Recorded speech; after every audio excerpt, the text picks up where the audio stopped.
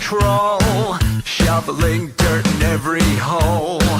Predators to condemn your soul, watching you and watching me. We're all connected but separated, misunderstood and so frustrated. A million armies of one have invaded, watching you and watching me. We live behind glass curtains and act like nothing's wrong. Soon you will belong. I know you're out there somewhere. We've watched you for so long. Wait for you to fall. We'll expose you all. I know you're out there somewhere watching me. Little brother wants to make headlines, be immortalized. Everyone's got an electric eye, we're the digital spies. They've watched you for so long. I know you're out there somewhere watching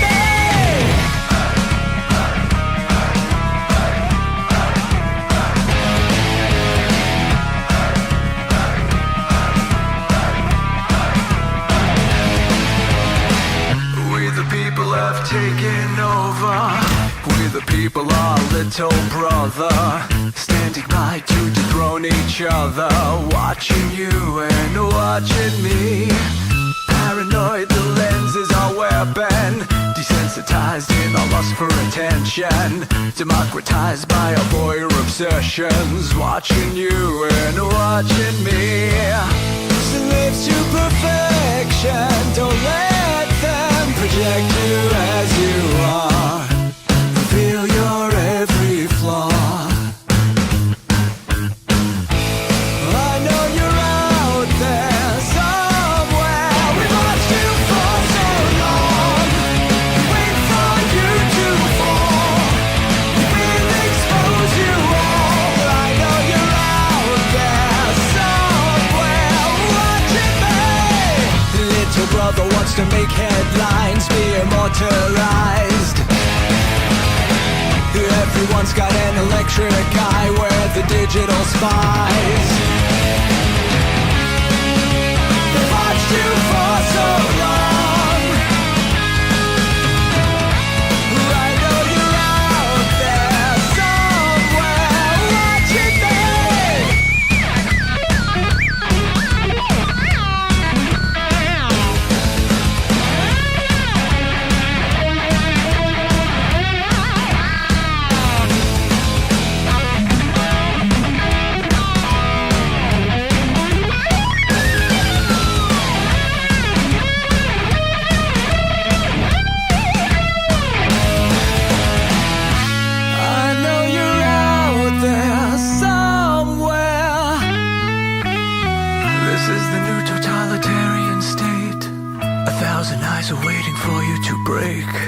Stay in line, don't make a mistake. We're watching.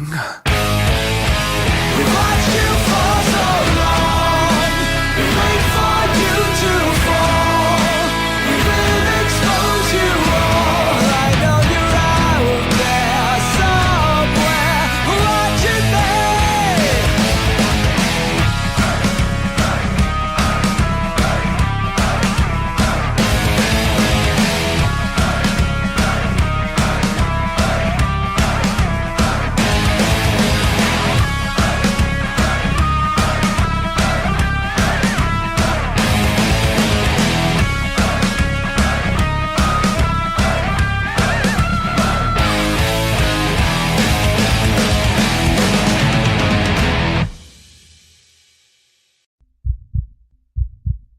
The views and opinions expressed by tonight's guest and topic of discussion do not necessarily represent the official policy or position of Spaced Out Radio, Spaced Out Weekend, Spaced Out Radio Limited, its hosts, syndicated carriers, or anyone associated with this broadcast.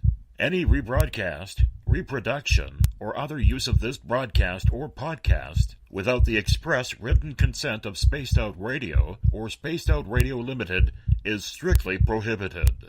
Listener discretion is advised.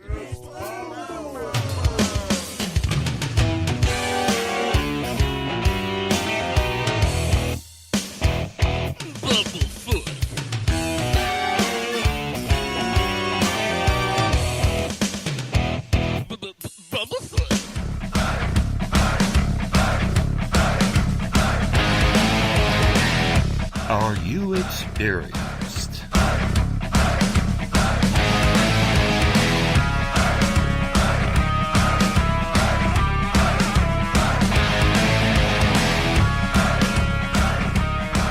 Stop right there!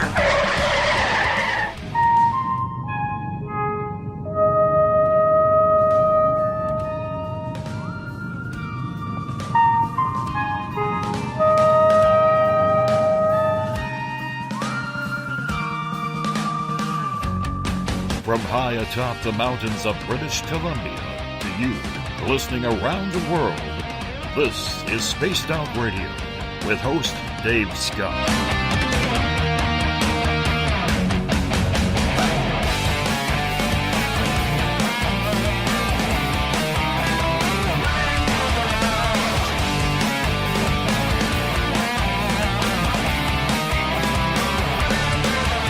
You can follow us on our website, spacedoutradio.com, on iTunes and TuneIn.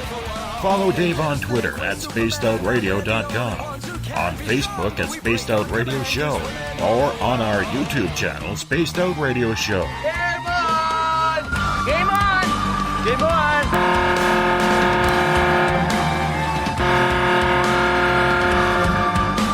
Dave, oh Dave. Are you playing with Bigfoot and aliens again?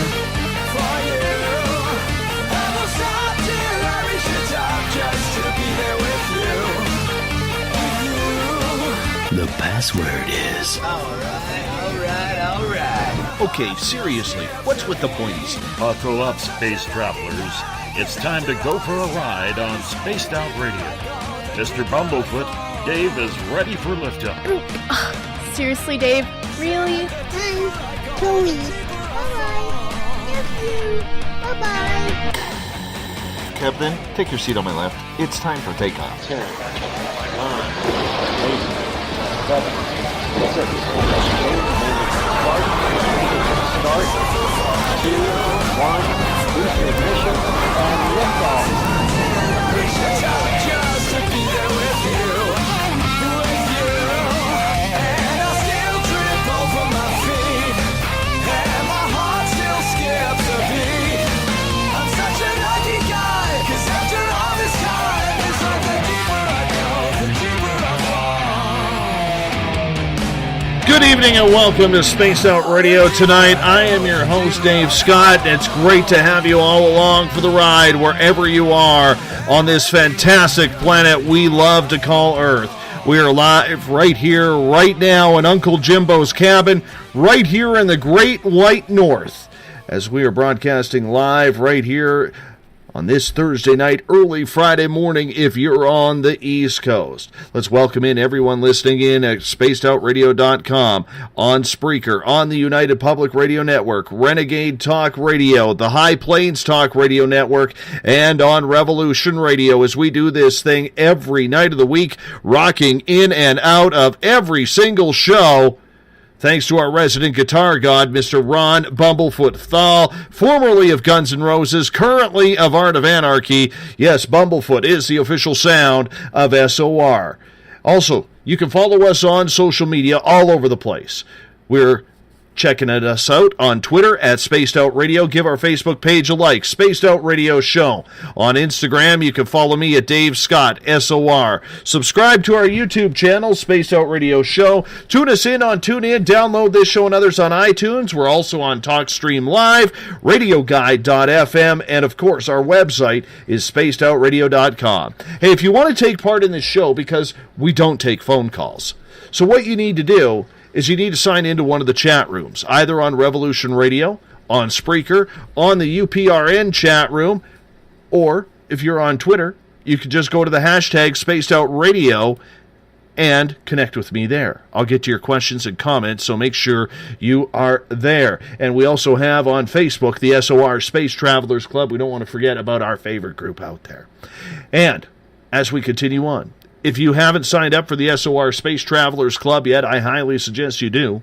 It's only $5 a month. We're going to give you a plethora of features while you're there, including putting your name into a monthly prize draw and so much more. Hey, we're going to give you a hell of a lot more than just access to our archives. While on our website, check out my latest blog, read up on Eric Markham's SOR Spacewire for your latest and weird news, and if you've had an experience you cannot explain, fill out an SOR Sightlines report. Do it for me.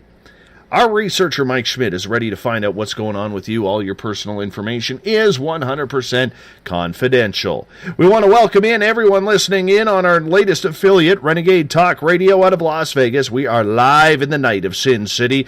We also want to thank everyone listening in on the United Public Radio Network, live on 107.7 FM in New Orleans and over 160 countries around the world. Thank you for joining us. And remember, if you're a listener on Revolution Radio, it is the largest nonprofit online station going right now.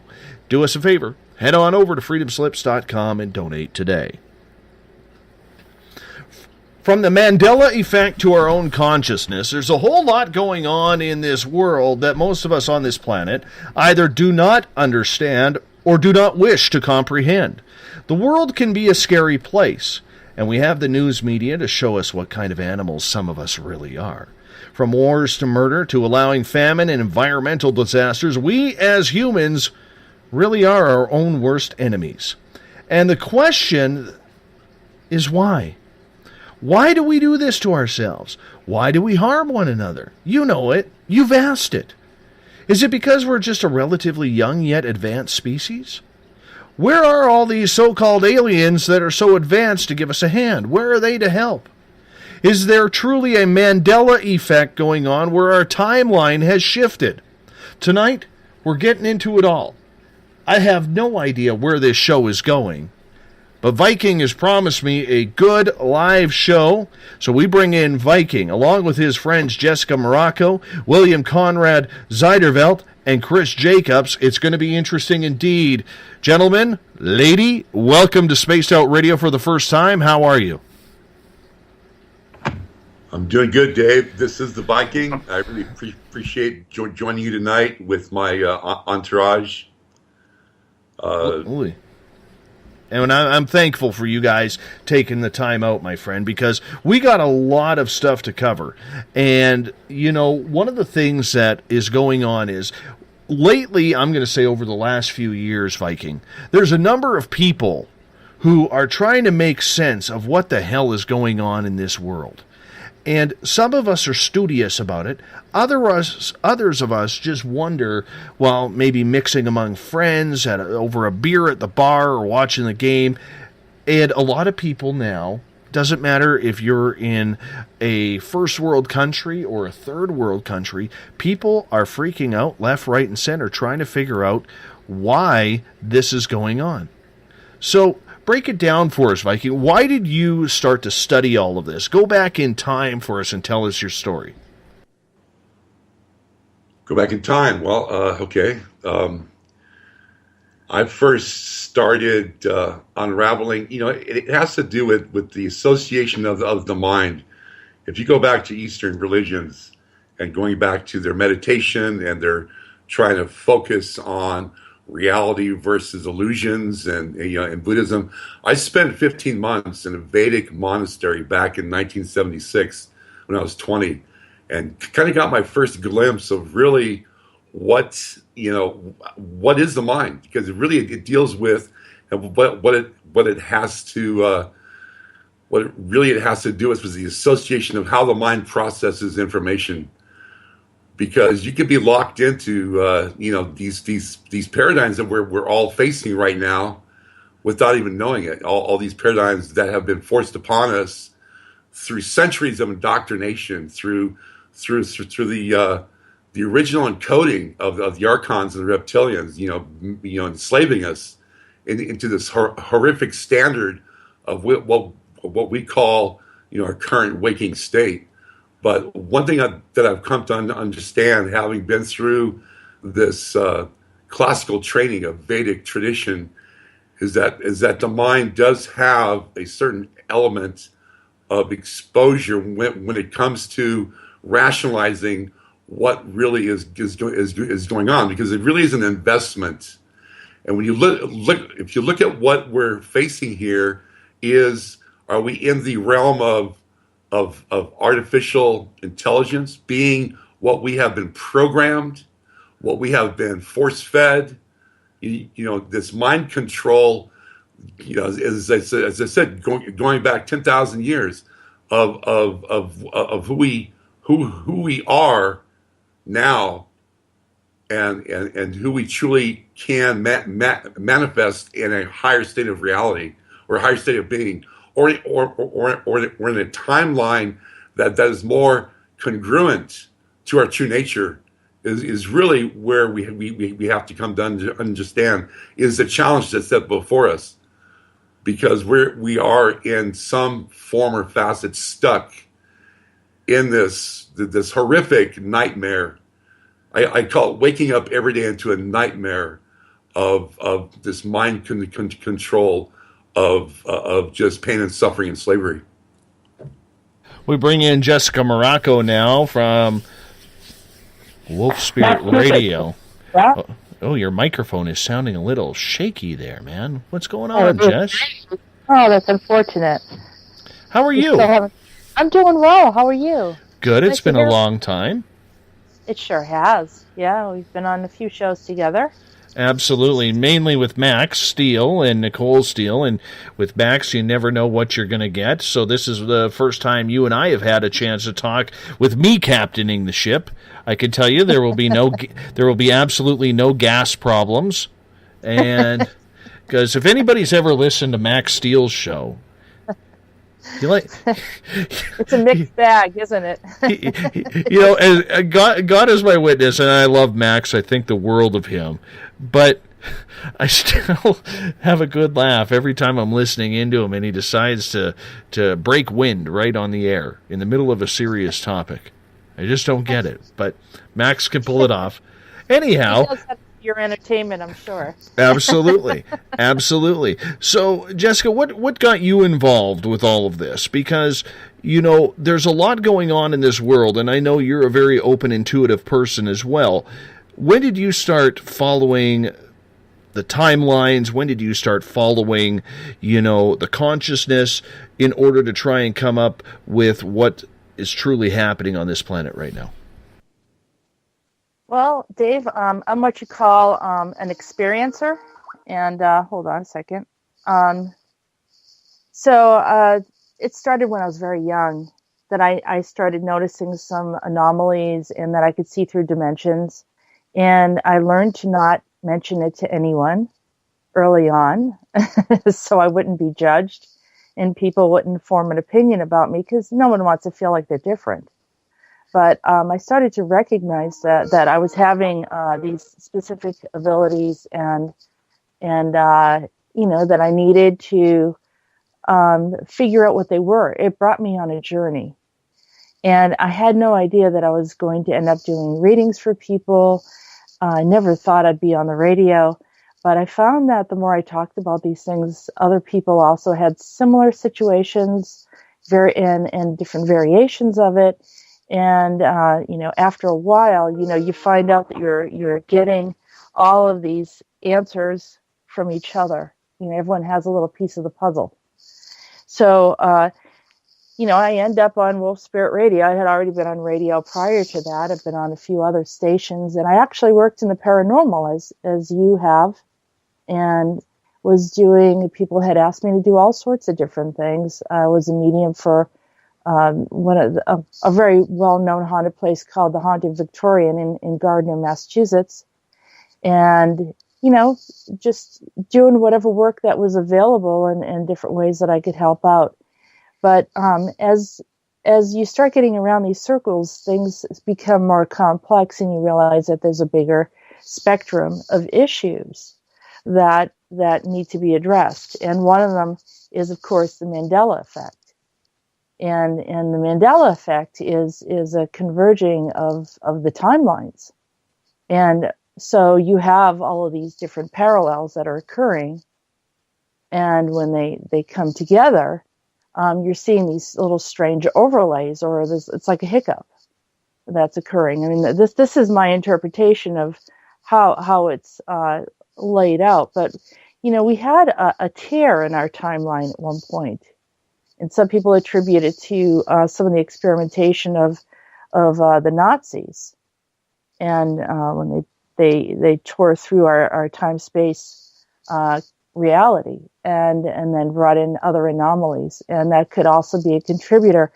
I don't know if anyone really knows 100% for sure what the cause of this is, but it's an interesting topic, and I think with everyone discussing it tonight, maybe we can find some ideas that could lead up to an actual cause.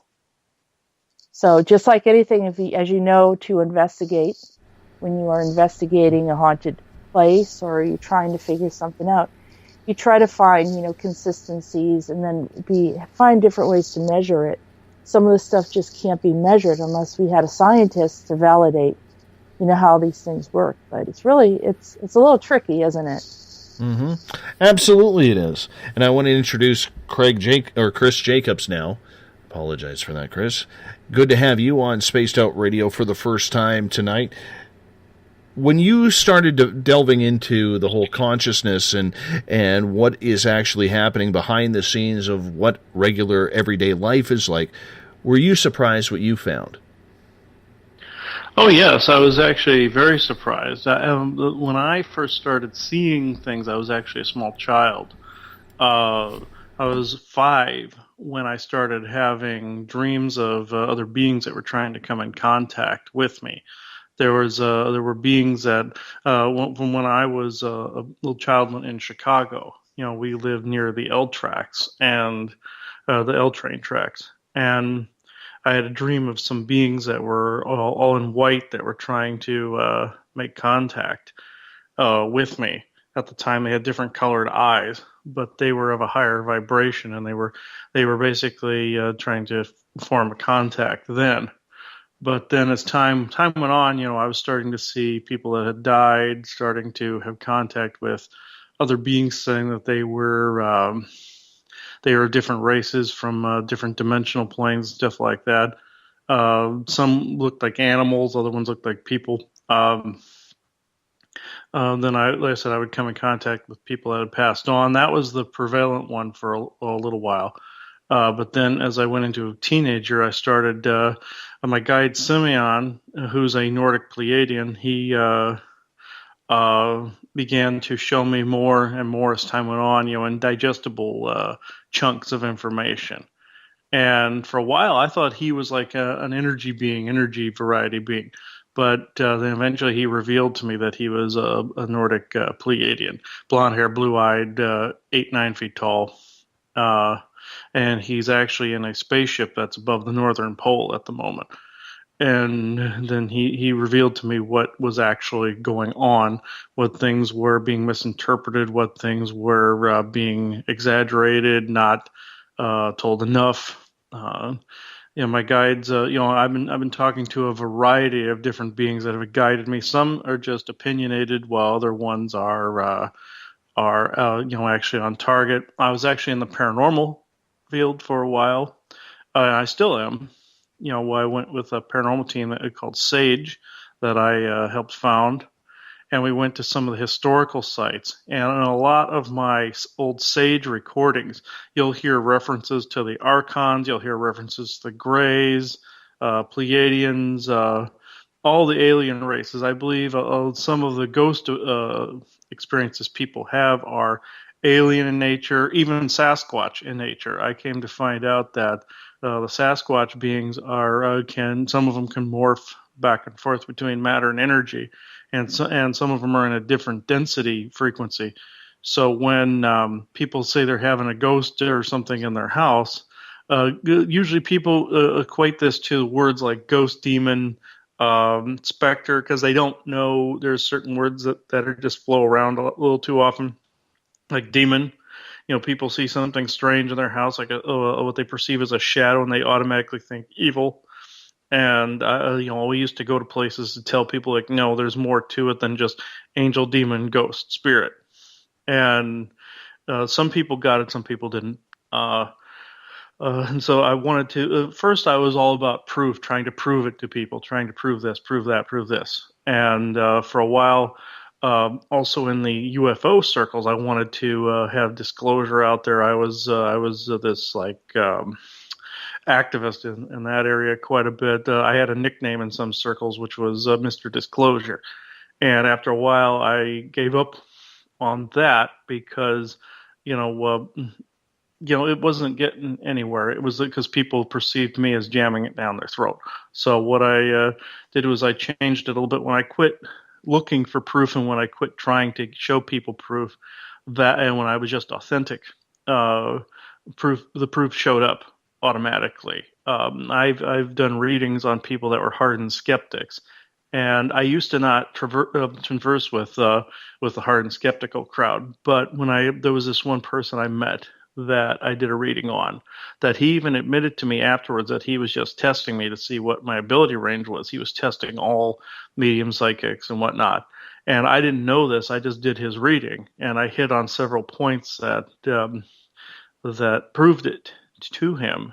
And from that point on, him and I have been friends ever since. And I normally wouldn't even have traversed with the skeptical crowd, but I won him over because I didn't care whether I proved it to him or not.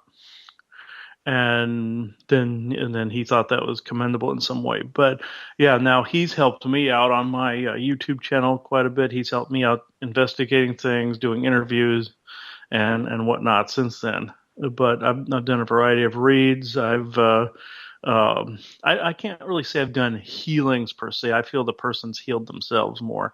But I've removed attachments from people. I've like possessions and the like. I've seen energy implants in people, physical implants in people that I've managed to remove. What I do is I just cancel out the energy signature and it shuts off.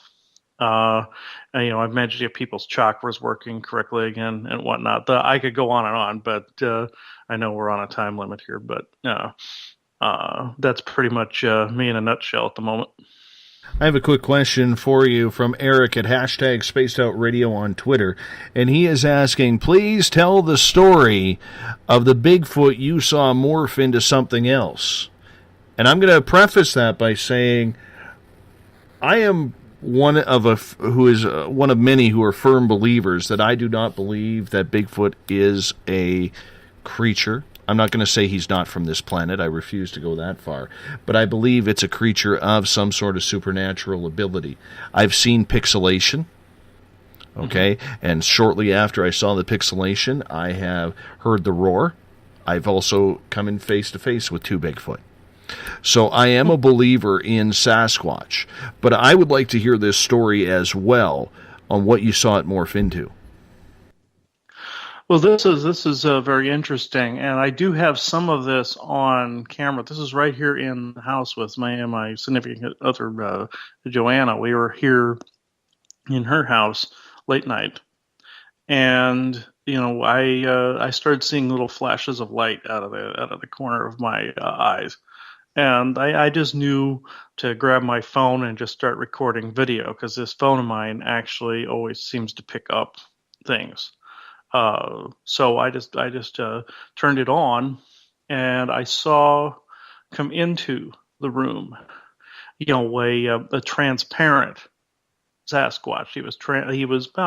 He was up to the ceiling eave, which is about, I would have to say, 9 feet. And he came walking in. I could see his face, his upper part of his head, and I could see his shoulders and then his hands. I couldn't completely see his lower extremities, but I could see the upper portion pretty well. I would say if the percentage visible, he was probably about 10-15% visible. And he was a type of Sasquatch that I tried doing telepathy with him, and he wasn't as good with it as he was some of the others I've encountered. I was told some of them lack certain abilities, while other ones are better at certain abilities, kind of like how we are. Well, he revealed to me that that his kind have the ability to go back and forth between like an energy orb type form into how we know Bigfoot to be. And I asked him, I have a statue sitting here with me. That's a Bigfoot statue, and I said, well, does this resemble your kind accurately? They said only when they're in their physical form. And he communicated mainly in sign, and he had some broken words there. I could hear him audibly, and he revealed to me his name was Falling Water, and that he was coming to help protect us from alien intrusions. That he said from the ones that invade our sleep. And I said, okay. And I said, well, thank you very much, Falling Water. It's much appreciated. And then I asked him about the matter-energy conversion, between them. And he said, virtually all orbs people see are some elemental being to some degree. Like fairies, like some Sasquatch beings. I said, well, the orbs that were appearing on the camera at the time, I said, are these actual Sasquatch consciousnesses? And he said, yes. Well, I said, well, can you show me? And he did. I pretty much saw him turning into an orb, and that's how he exited. He said goodbye, and then he took off. And that's where I saw one turn into an orb. Now, I've seen him actually physically completely in person as well when I was in Arizona, in the Prescott area, in the Thumb Butte area. We went up the mountain. It's near Granite Mountain. It's the one next to Granite Mountain. And we went up into the wooded area, and I was leaving gifts to the Sasquatch people.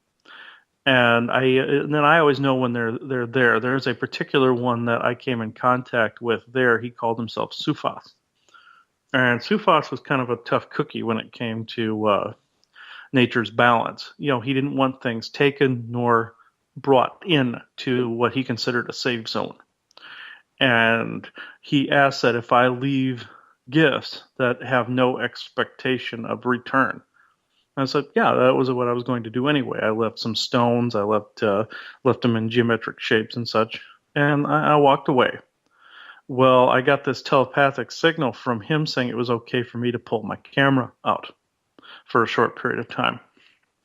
And I said, okay. And I said, are you limiting me on how many pictures? He said, yes, take only a few. And I said, I clicked the button a few times. And he said, that's it. Put it away. And don't turn it back on. And I said, okay. And I put it down, and we climbed in the car and started driving away. And as soon as I put the camera down, had it away from my hands, that's when I saw he himself sitting in a tree about half a block's worth away, waving at me. And because he didn't want his picture taken, that's why he told me to put it down. But he honored me by showing himself to me, and then I honored him by not picking the camera phone back up. He was very finicky about having his picture taken, so it was an honor enough to actually see him in person. And that was my mother and my stepfather at the time that were with me. They did not see him. They were looking straight ahead. I was looking out the car window on the side, and I saw him up in a tree waving at me. And for me, that was actually good enough. I didn't require a picture. But when I got home, I looked through the pictures that they allowed me to take. And in those three shots, there were actually 3 frames of a Sasquatch on the left-hand side of all of them. Like say if you took a picture of a person and you hit the button 3 times and you just get them moving their head or something like that. That's pretty much what it was. I took the best of the 3 and posted it to my Facebook a little bit later. I asked them if it was okay if I could do that, and they said, yes, of course. That's why they gave it to me. But that was another thing that they allowed me to do. It wasn't Sufas himself. It was one of the others that had been around him but I did not see him. I was standing right there, did not see that one with my physical eyes. And I was told that one was just out of my visual acuity wavelength, but it was not out of the camera's visual wavelength. So it picked that up, and that was another gift they gave back to me. And they said it was because I did not expect anything in return. They felt that was a big honor to them. I honored them by not expecting anything back like some humans do. So they gave me that in return. Thank you for sharing that with us. I want to introduce William Conrad Zeiderveld here to Spaced Out Radio. William, welcome to the show. How are you? I'm doing great. Thank you very much. My history is I started chanting for world peace in 1974, and 43 years later, we're in 2017, hundreds of thousands of people have this conflicting memory that we're calling the Mandela effect. And this has been said to be caused by tweaking, which I would agree with, and they've mistakenly said that this is an advanced future race, and while that's true, it's not as correct. The word I would use that's closest to what it is, how it's happening, is a committee of people. And most people have heard of going out of body, people that have like a medical operation and they go out of their body. I first went out of body when I was in an automobile accident and I was knocked out and I went out of my body. And a person that does this, all of us are multidimensional beings. So what this means is when you go out of body, instead of going to Paris and seeing what's happening, if you do it with the idea that you want to find out what's going on with the hundreds of thousands of people that are having different conflicting memories of this Mandela effect, what you find out is that you are a person, another part of your dimensional being, not the part that's in your body here in this reality, but another part of you is on this committee, or could be. And the committee is time traveling, and they're changing their past in order to make a better present. Well, the present for them is our future, but out of body there isn't time. There isn't. We experience linear time. Whenever we do that, going out of body, we automatically snap back into this reality when we come back. However, this is an illusion in a way, is a way of explaining it. So what's happening with in 2016, we went through a whole year of learning, of discerning what we don't want by what was happening. 2017, we're in a year-long process that will go all the way to December 17th of waking up to the change that we're going through. And this is a change, and it's an advancement, you could call it advancement of our society, to where we will no longer keep creating war, or we will be more allowing of other people to express their opinion, and that being okay. You don't have to agree with somebody, but it's nice if you can have a conversation and understand their time point. So what's happening is, as a society, as a total conscious awareness on this planet, we are changing our timeline. We are the committee, along with the other groups of people, whether you call them ETs or inner Earth people. There's lots of people, including we, the people on the planet, that really are this committee, that we're changing the timelines ourselves. And the Hopi famously said that we are the ones we've been waiting for. What they mean by that is we are the ones that are changing our timeline into a more positive future. And that's what the Mandela effect is in a short nutshell.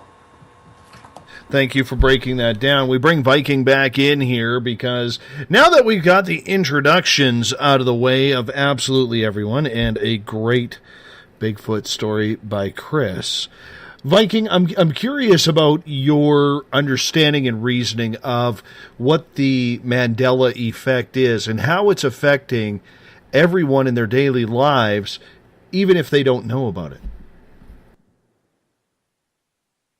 Well,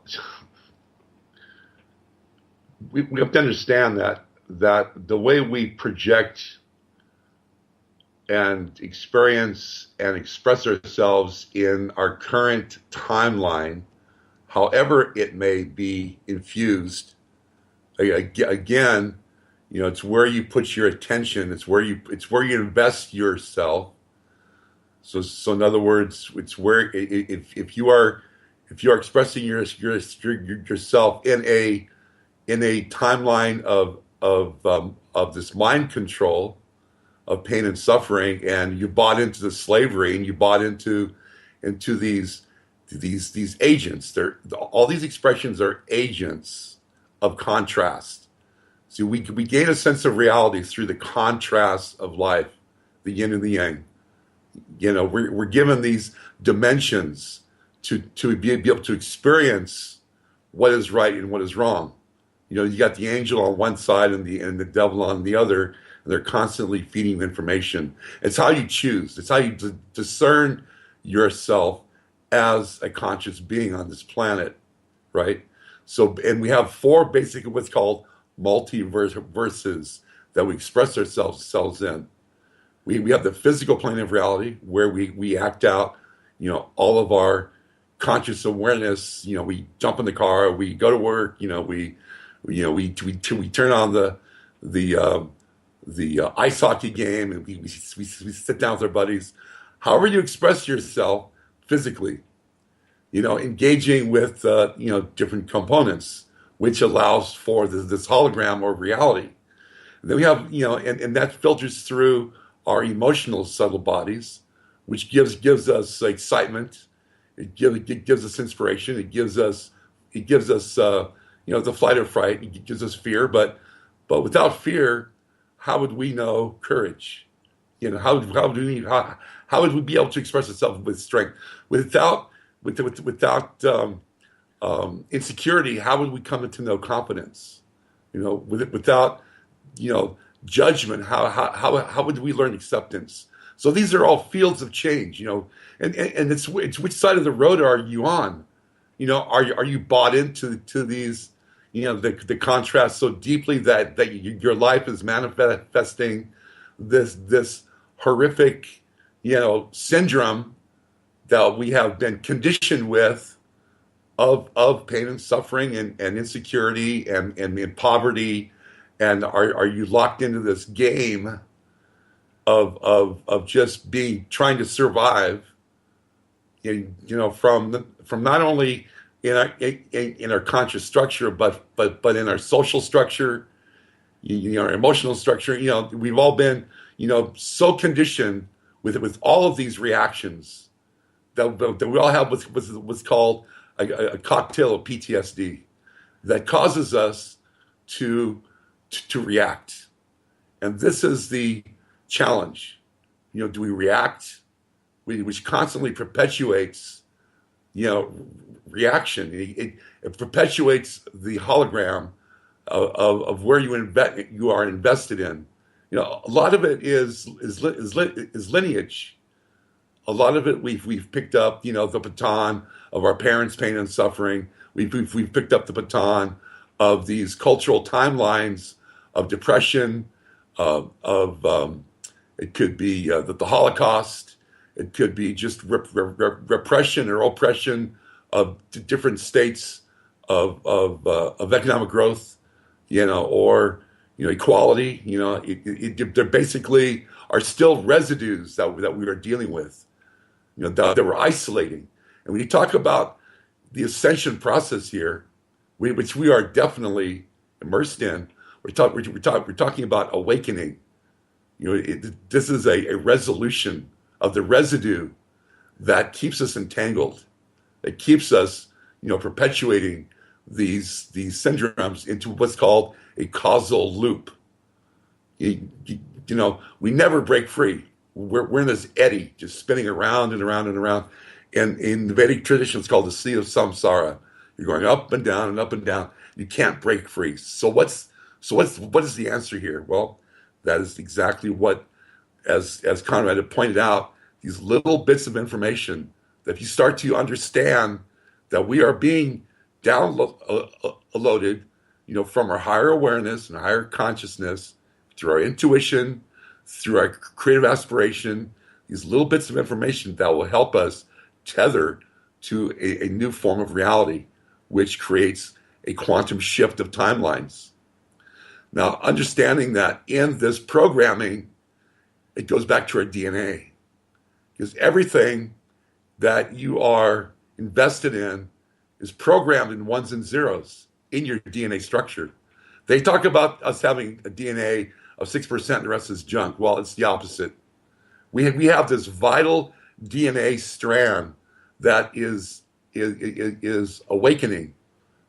And by eliminating these concepts that are keeping you integral in this confinement of this time-space duality, by investing in these concepts, you literally are confining yourself and restricting yourself in this junk DNA, which is programming you. So as you awaken, you start to strip away this junk DNA, and it wakens up to your truer, higher sense of being. And this is what we call resolution. And so the way timelines are created is if you've got enough people out there that are resonating ones and zeros, that they're codexed with pain and suffering, and they're codexed with the depression, or they're codexed with the fear of nuclear war, then you get enough people that have that signature resonance in your DNA, then that will create a timeline of that reality. But a lot of people, Viking, will say, and a lot of professionals will say, that's just paranoia in people if they are trying to move everything onto a physical fear of what is happening on this timeline right now and trying to switch it to another one. A lot of people may not buy what you are saying. We're not switching. We're not switching any timelines here. We are clarifying our conscious awareness, because it basically it comes down to, our current timeline is reflecting the summation of humanity on this planet. There are pockets and densities where there is rape and pillage, and there's slavery, and there's drought, and there's nuclear proliferation. All these pockets of density is what's creating our timeline.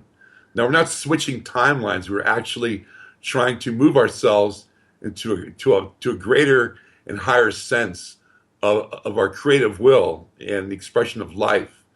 It's called. This is what, like Jessica to speak on this, but this is how we can, coalesce in an emergence of a new faculty of defining who we are in love and light. Love being expression of our passion, light being an understanding that we can express ourselves and join together in a new paradigm of peace and harmony, reflecting, a paradigm on this planet that can flourish in absolute amazing technologies, social status, and just a paradigm of peace and harmony. But it is about uniting conscious awareness. You're not shifting a timeline. You're quantum jumping from 3D paradigm of pain and suffering, transiting through 4D density into this 5D state of reality. It is a quantum shift. Okay, Jessica, bring you in here now. When you see the way society is now with the way people react, I mean, let's face it, we're all smarter because the technology helps us get smarter. However, we're all dumbed down because we've become so reliant on the technology that we're starting even more and more, and I watch my children and watch how they react. We're starting to lose that human interaction that is almost verbatim from the old book, 1984. That's right. I agree with that. I believe that we were designed, Viking was talking about the junk DNA. I don't believe it was junk DNA. I believe it actually had value, and it was our strands that were altered that limited our abilities to access a higher range of intelligence.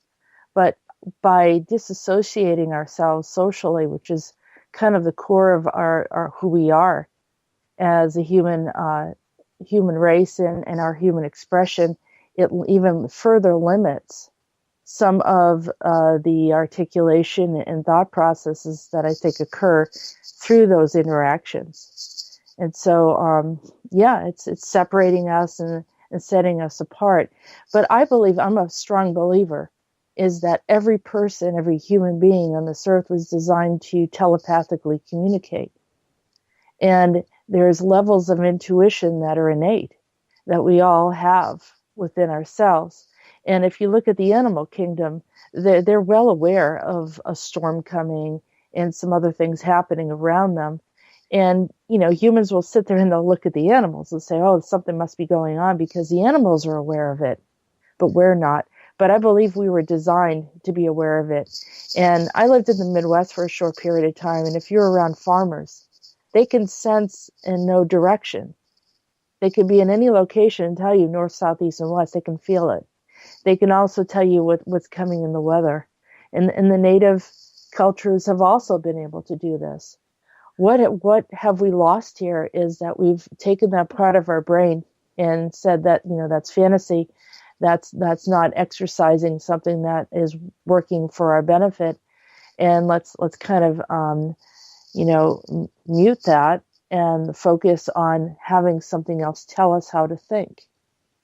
And it took us away from being, in that sovereign state of a free moral agent and, making our own decisions, to becoming reliant on what's going on and how we're being taught and taught how to think, by some of the constructs that are already in place, whether it's the educational system, the media, even some of these games that are sold for children.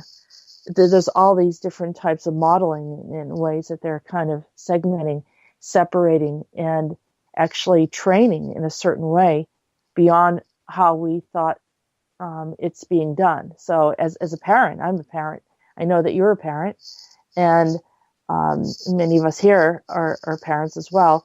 And so we're thinking, well, we're going to help our children, and then our children want something, and then, well, they don't want to be left out, so we're going to get them, those video games and other things. But if you're really watching and seeing what's going on, there's this independent programming that's kind of running through it, whether it's training for some kind of military action or, this. I can go on and on about this, and I don't know if you want me to go into that direction, but it is something that we should be concerned about. And we also, because we've gone in that direction, we need to bring ourselves back and help us to be realigned with our inner intuition and knowledge. Our inner intuition can prevent us from getting in difficult situations. I know I've been prevented from going into accidents. And I was actually in an accident one time. I actually heard a voice that told me not to back up, and I turned around. There was no one in the car with me. And I didn't listen, and I pulled out, and I was on my side of the road, and a vehicle was coming down the street, and they lost their brakes and hit me. And so, it's that kind of thing, and that's happened more than once to me. And I know that other people have access to that information, and that it can save you, it can help and protect you. And whether it's a voice on the outside or just an inside knowing, an intuition, or, if people say that your hair and on your arms stand up, or there's something, people need to be grasping that. It's part of our survival. It's part of our essential means of surviving, and also our intuition helps us to read body language, to know what's going on, and better have a scope of what's happening around our world. And knowing what's true and not true as well. Jessica, I can understand that point. And I think all of us can.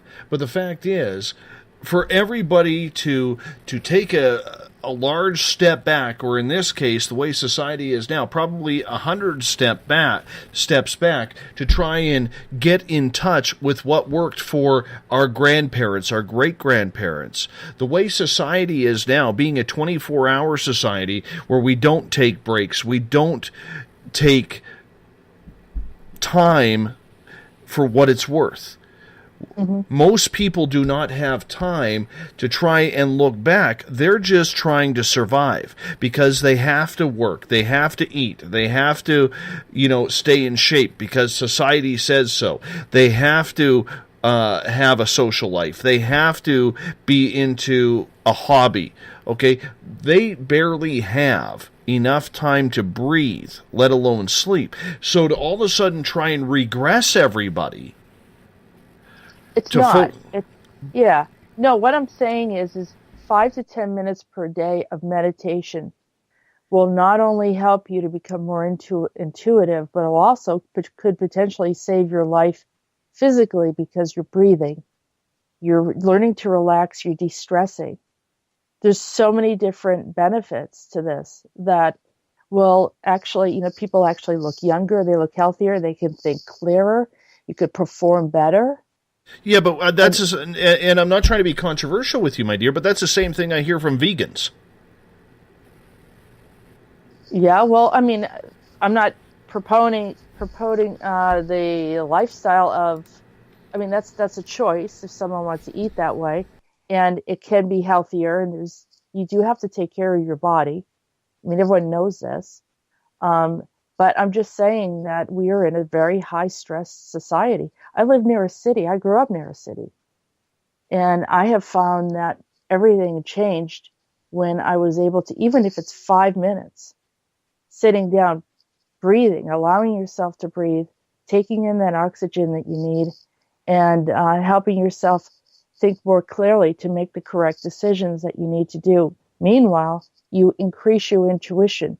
I'm not saying get rid of the technology, because the technology that we have to learn to multitask, we have to learn to move into the future, but we have to do it with a stable and level head, and we have to do it with a sound mind and body, because being out of balance, the technology is only furthering, another problem. Do you understand what I'm saying? Yes, I understand what you're saying, but the whole point is, I guess where I'm having a problem, and Chris, I'm going to bring you in here because you've kind of been sitting quiet for a while, and we got about 4 minutes until we go to break here. When I look at this topic, and I think I'm a pretty open guy. I'm an experiencer. I'm a journalist. I'm someone who has vehicle payments, mortgage payments. I have a wife, 3 kids, 2 dogs, 1 cat. And I use a Uniball 207 pen when I am writing. So I got a lot of stuff going on here as we go on. When I look at my day will start at 6:55 a.m. when my alarm goes off. It will end at approximately 12:15, 12:20 a.m. That's a long day. I realize I put in more than a lot of other people, but what I am trying to say here, and the point that I'm trying to get at is, a lot of people, Chris, don't have time in the day to take that 5 minutes for themselves, to look inside themselves, to take everything that's gone on that day and just give themselves a flush, whether it's meditation, whether it's looking deep into their own consciousness. How do people in today's society, Chris, find that time? Well, I've noticed that, this was for me. Before, when I was caught up in that whole daily grind, so to speak, this was before my accident in 2009. I was caught up in the whole distraction energy that the bad guys were putting out there. I was caught up in the whole work day where I had no time in my day to do anything. But even before I was hurt, I knew enough to where I had to have at least a minute or two even while I was working. I was working at a Walmart, for God's sakes. I was a cashier and a cart pusher at Walmart. I was still able to at least think of things while I was doing my job.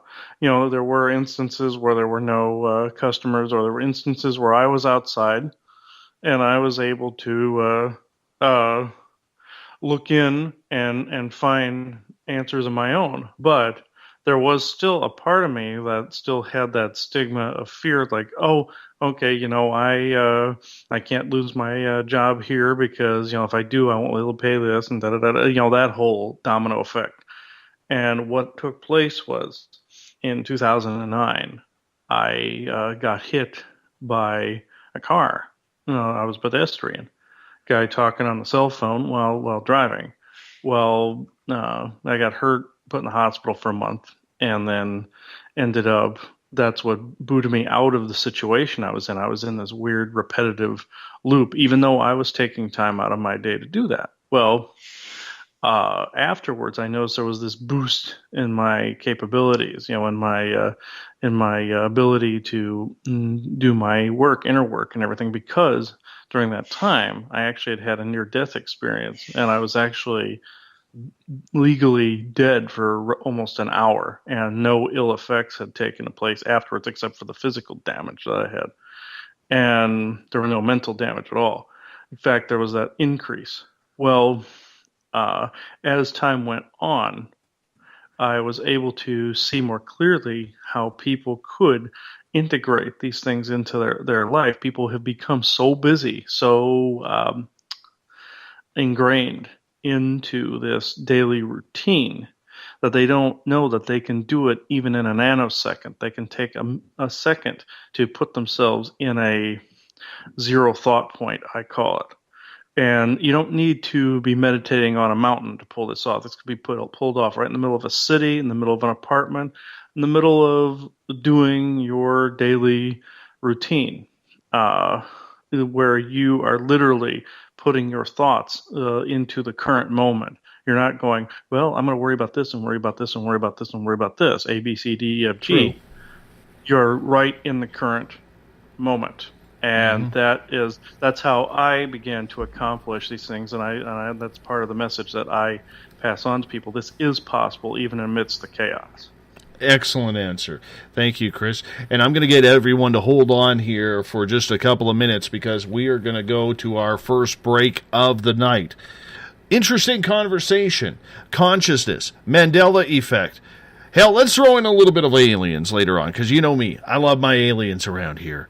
And my Bigfoot, too. And Chris already gave me my Bigfoot fix. I appreciate that, Chris. Thank you very much on that.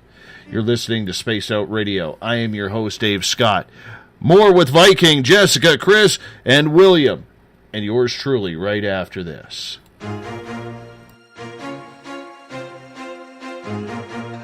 From coast to coast to coast, Blacklight Uncharted is taking on the paranormal across Canada. From ghostly hauntings to the UFOs flying above in conjunction with MUFON Canada, we're closely investigating what's going on in the northern skies and checking out the apparitions that walk among us. Check out our videos right here at spacedoutradio.com. We want to know your thoughts, we want to hear your experiences, and we want you to share your stories. The answers are out there, and we intend to find them. Would you like to become one of our space travelers? All you have to do is click on the Space Travelers icon at spacedoutradio.com. For only $5 a month, you can get access to some great prizes, as well as private monthly shows, newsletters, and a members-only section on our website. Become a space traveler today. Looking for news beyond the mainstream news? Head to spacedoutradio.com and check out the SOR Spacewire. This is Spaced Out Radio's Eric Markham, news director for the SOR Spacewire. Daily, I will bring you intriguing stories and outlandish reports from what's going on around the world. UFO sightings, paranormal activity, conspiracies, alternative health, and so much more. And if you have news, email me at news@spacedoutradio.com. Have you had an experience you can't explain? Had a run-in with ghosts, maybe Bigfoot, or seen lights in the sky? Hi, I'm Mike Schmidt from the SOR Sightlines. I'm here to investigate your sighting. Head to spacedoutradio.com and fill out a report on the Sightlines.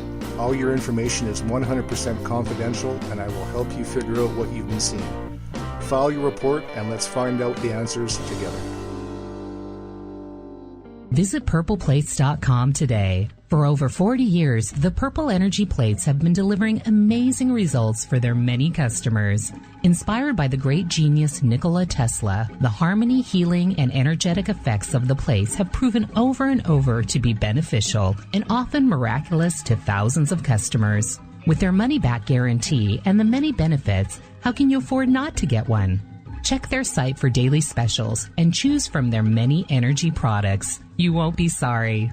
Visit them today at purpleplates.com for mind, body, and spirit, and expect a miracle. Are you interested in advertising on Spaced Out Radio?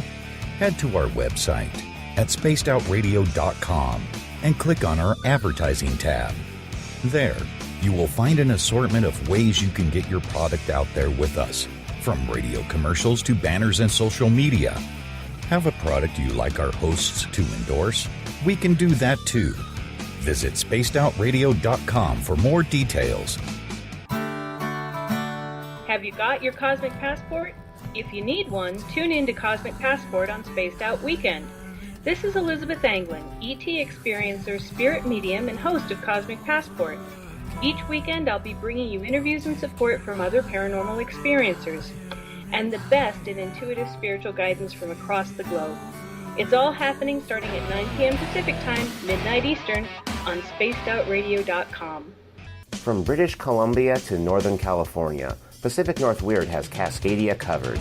Check out our feature videos at spacedoutradio.com, where I, Vincent Zunza, and my super sleuth partner Alexandra Sullivan track down the weird and strange stories from around the Pacific Northwest.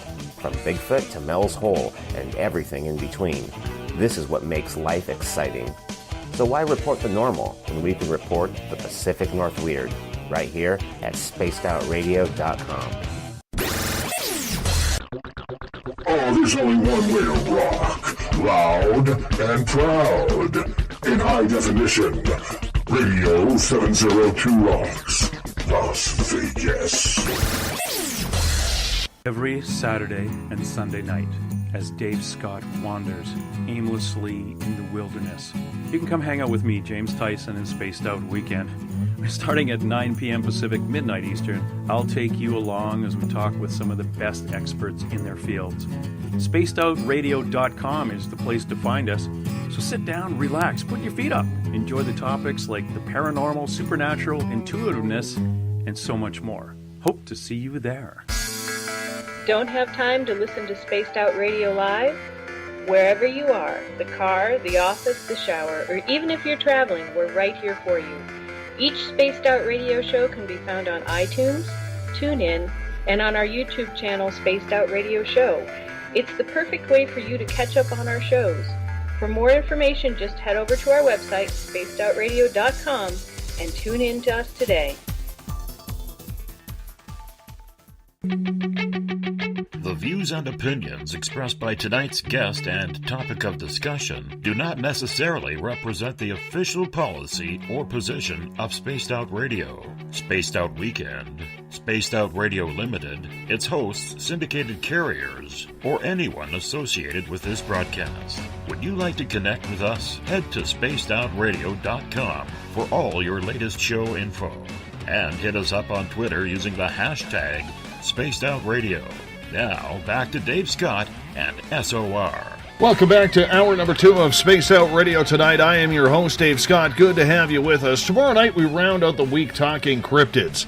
Doug Ward is going to join us talking Bigfoot, Dogman, anything strange that is roaming around the woods and waters of the American South.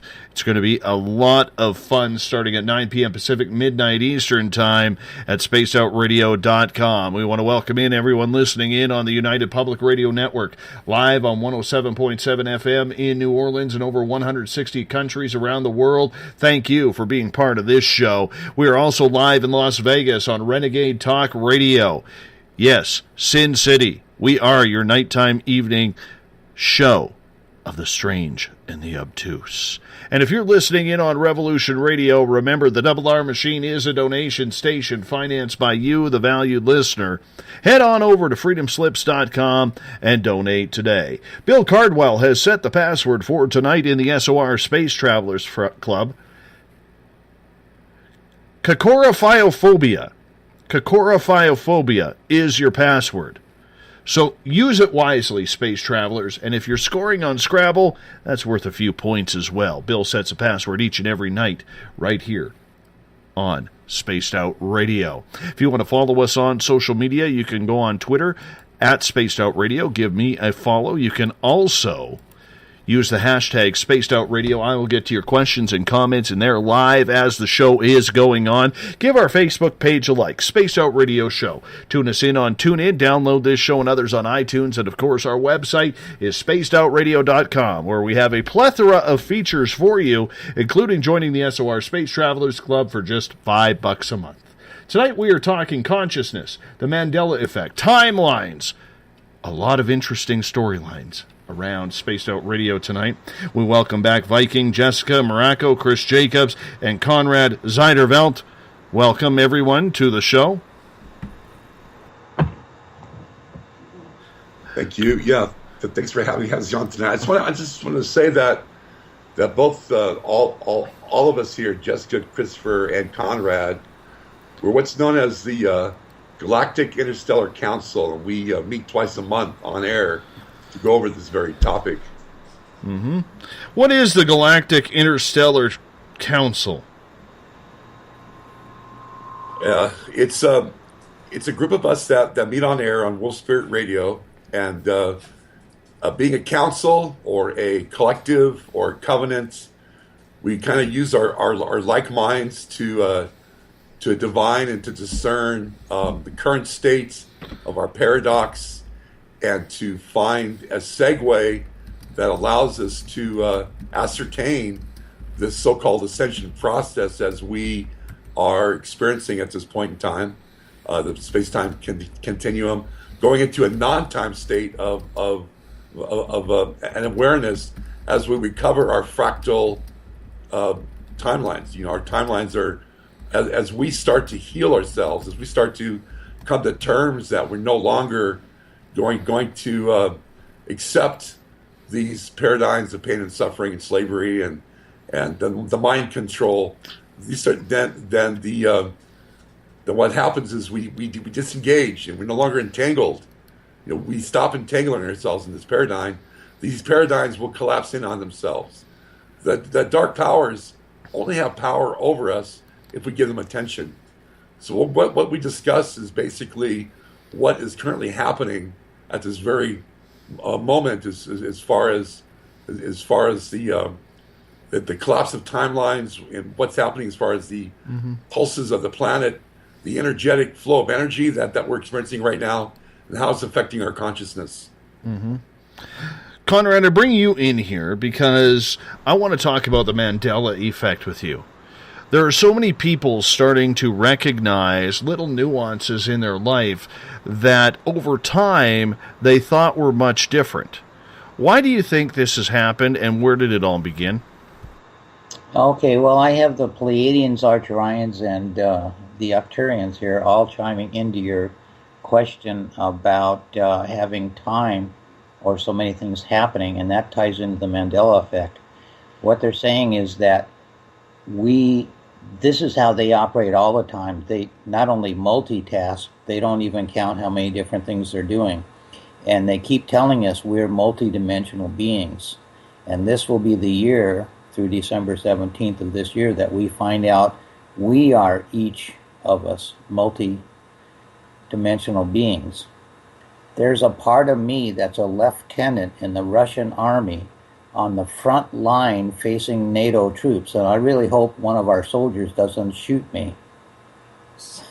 So it was a kind of an awakening to find out a multidimensional part of myself is a female in the Russian army. But there's a part of all of us that are on this committee that's changing the timeline. And every time you change your timeline, there's all these things, loose ends, that you have to knit together, just like somebody darning a sock, knitting with 2 crochet needles. That's what they do in time. They don't do this with technology. They do this with their minds. They psychologically fix the problems. And whenever you put together different memories of different people who are all together here. We're playing this game. We've all agreed to do this. We make up the rules as we go along, not maybe consciously, but we're still making up the rules, even of how technology works, how Looking Glass worked, that project, or CERN, the collider, or the Philadelphia experiment. These are all having to do with changing time, and we've agreed to have this technology here at this time, as well as more technology that's coming out. But we're in a learning process. We're making the change not with technology, but with our mind, our psyche. We learned last year what we don't want. Whether we didn't like one or we didn't like the other or we didn't like either, it was a play that was going on that we decided to have this happen so we could move forward into 2017. There's going to be a lot of dissension. There's the reevaluation of the currency. I was talking to Viking a little earlier before the show. That's scheduled for 5 p.m. I guess that's Eastern time. We're going to find out about that. And then also, Viking was saying they're going to start picking up people that are paid dissenters. If, like George Soros or some non-government organization is paying them through, the internet, they pick people up and they pay them $35 an hour to go break things, to demonstrate. Those people are going to be picked up and taken to the FEMA camps. And, they'll spend some time there thinking about that because it's illegal to do that. It's illegal to pay them, and it's illegal to be paid to break the law.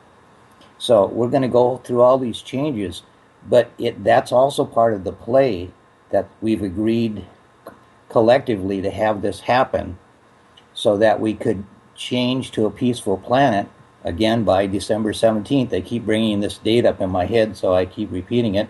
They've also given us a digital number. Viking was talking about how it's digital. They've given us the number, and they say it's the key.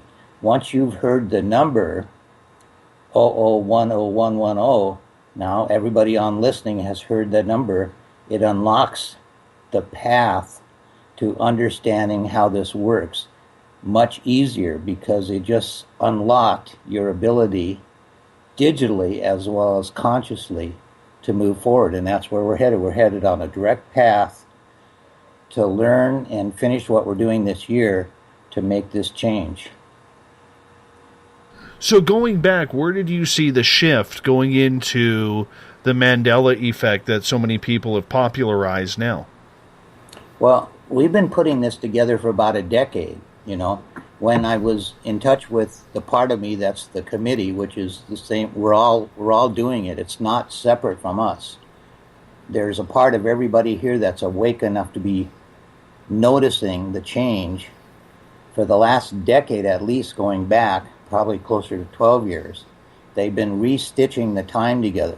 See that once you are out of time, you go out of body, you go out of time, or if you just are become aware of this other part of you, or you even have the inkling that it's going on, which is what repeating the term, the Mandela effect.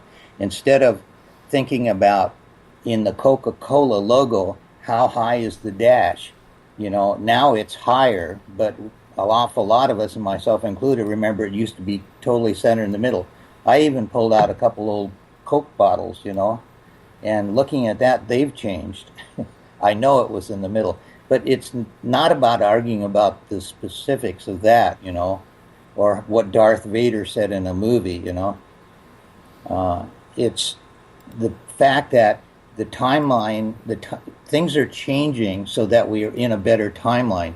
We're in a timeline and we're altering that timeline. Viking was correct. We're not changing the timeline this year, but we're alternating what's happened previously, going back for 12 years, in order for their now to be better. Viking, a lot of people look at the Mandela effect and they look at, little nuances that have happened. Was JFK's limo originally with 4 people in it, or is it now the 6 people? A lot of people bring up the whole Berenstain Bears, book cover? What name was that? What did we remember them as kids? This is what is attracting people to it. So I know we can go more in depth, just like Conrad said, but people are starting to notice the nuances. Even my own 17-year-old daughter, or pardon me, she's 18 now, she actually contacted me about a month and a half ago, and we were just talking on the phone, and she's like, Dad, what the heck is with this Mandela effect? There's so many weird things going on. But that's what's catching people's eyes.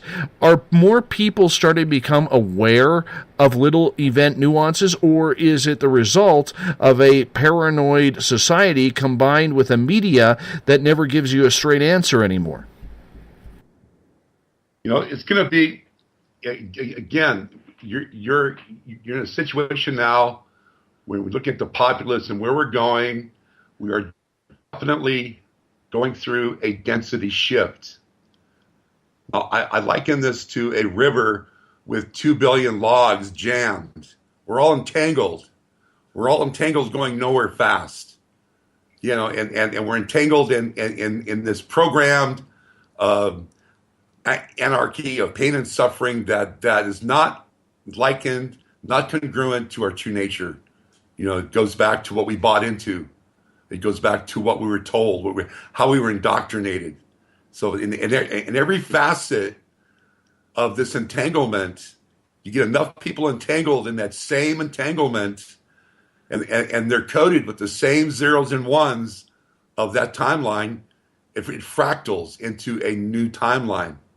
Okay, so you got all these timelines that are not congruent. They are soul shards. So in other words, you have a contract to come here to this planet, to evolve into your true essence, having to suffer this construct of pain and suffering, and in order to learn, eventually to take your free will and choice, and to find compassion and love. I mean, this is a training ground. This is not a crapshoot. There's a divine reason for everything. Everything is in divine order here. It's how we get through it. It's being able to step back and go, hey, I'm not gonna put up with this anymore. And then once you make that decision and realize that there's a belief structure that actually supports who you are, you start to remember why you're here. You start to align with the greater force of humanity that is no longer putting up with this bullshit that we call life. That we literally start to decode our DNA. And as we start to decode our DNA, the timelines that are supported on this coding collapses because we're no longer entangled. That river starts to break away. You've got the first third that are light workers and changing agents, people that are the front runners. And they've been there for centuries. People like, Tesla, Van Gogh, Einstein, Gandhi, Joan of Arc. These are all authentic beings that have held true to themselves, have not bought in, oftentimes persecuted, oftentimes forced into oppression. God knows I'm one of them. I can't tell you how many times I've been burnt at the stake and backstabbed and gutted and just absolutely flayed because I stood up for what I believed in these old constructs and old timelines. So as you start to discern and step back and say, who am I? What am I doing? What are we doing as a race? And you start to understand by entangling yourself in these false doctrines of who cares if you're a Republican or a Democrat? They're both screwed up. Just let go, take a step back, and take a walk in the park. All this time and energy you're putting into the politics and whether or not this exists or just take a walk in the park, man, and find yourself. Because what we're talking about in meditation is stepping back from the status quo and finding yourself, your true essence, your passion, your skill set, skill craft, and skill art that literally, brings you to a point of just love and being able to integrate into society to where we all are living as one. So these timelines, when you start to do this, collapse. These old timelines collapse, and they start to merge into, they get more quantified.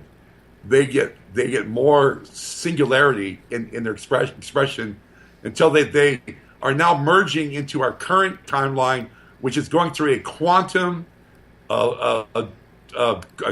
leap into a higher density.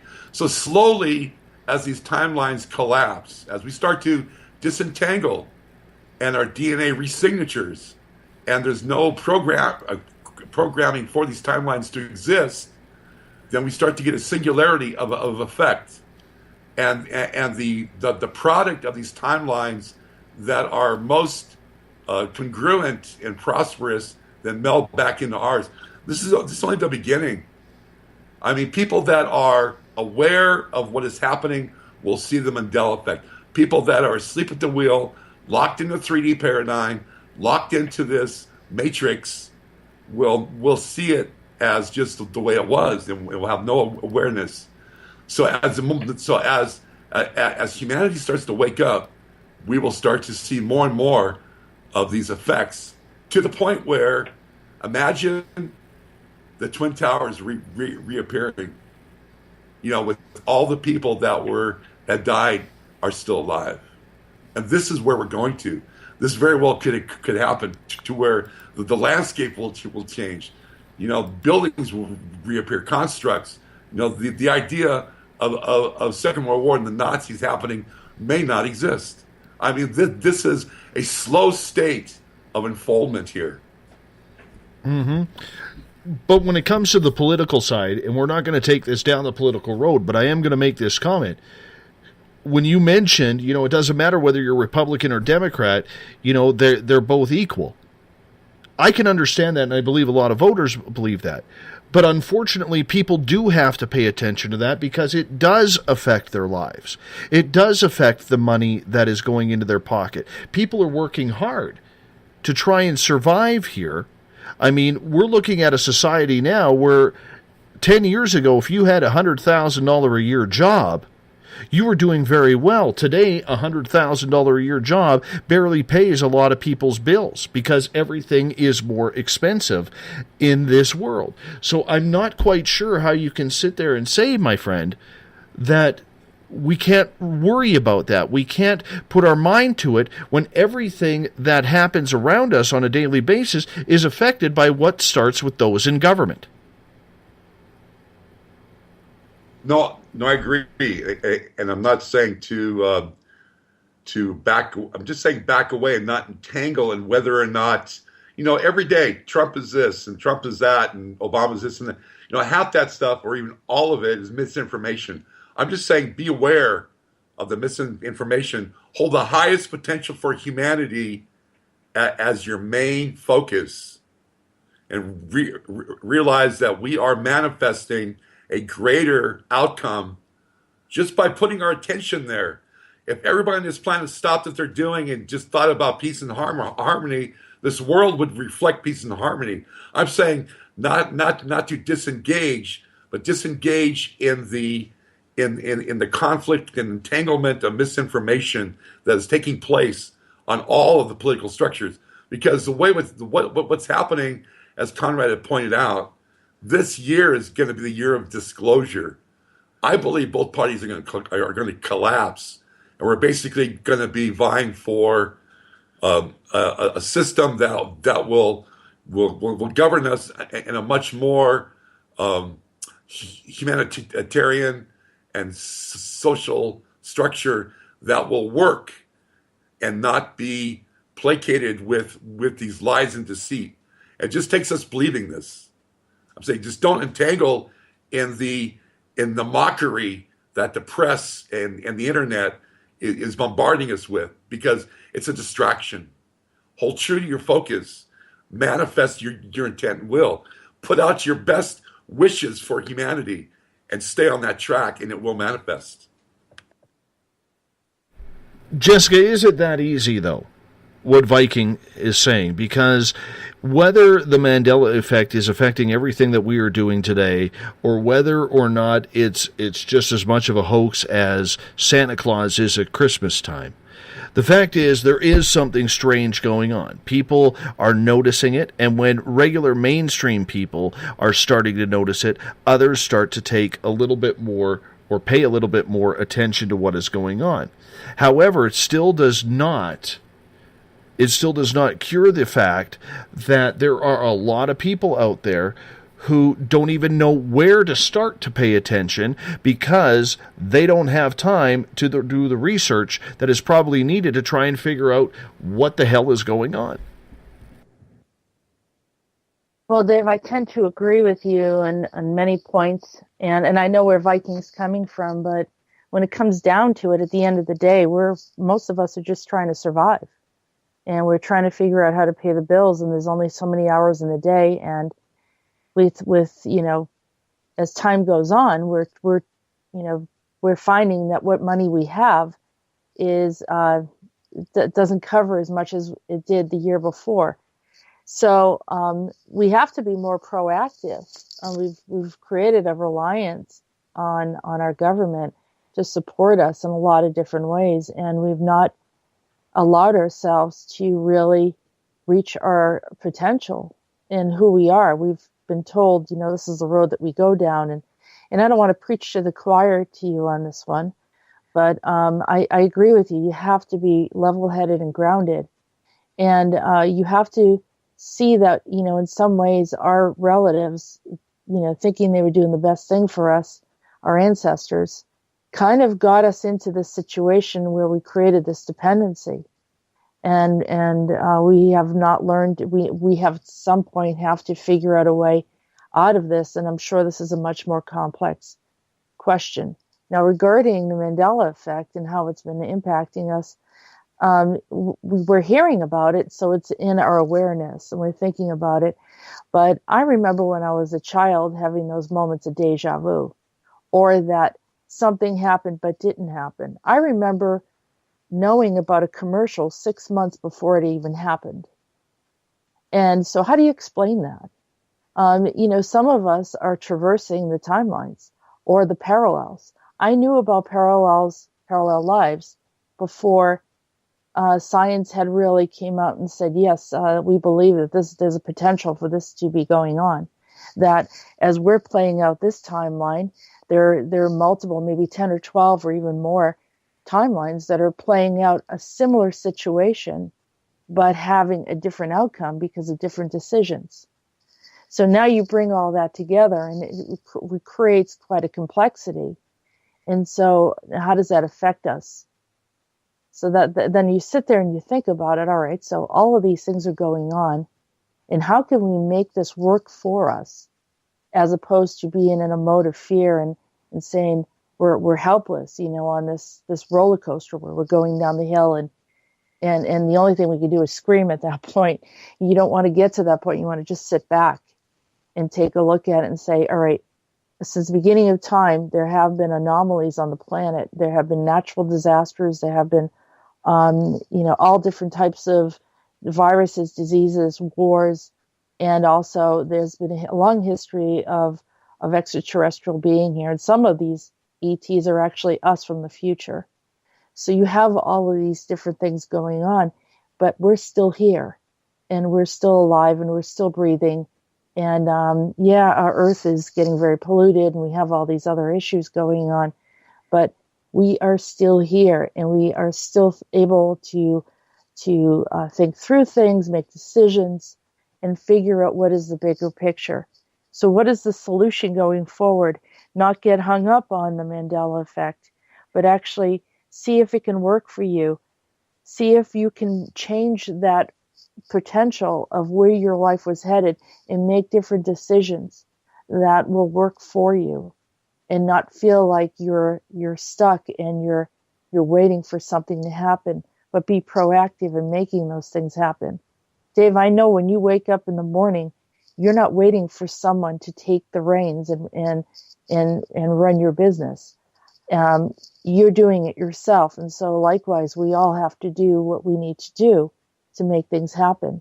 But on a grander scale, we have to make universal change. We have to make government change. We have to, and we have the potential to do that. We have to not be in an immobilized state, but actually feel that we're liberated. And psychologically liberated, we can then step forward to that next place and make those changes and not step back and just wait for something to happen as we've been told to do in the past. You know, that big word, obey. You know, we don't have to obey.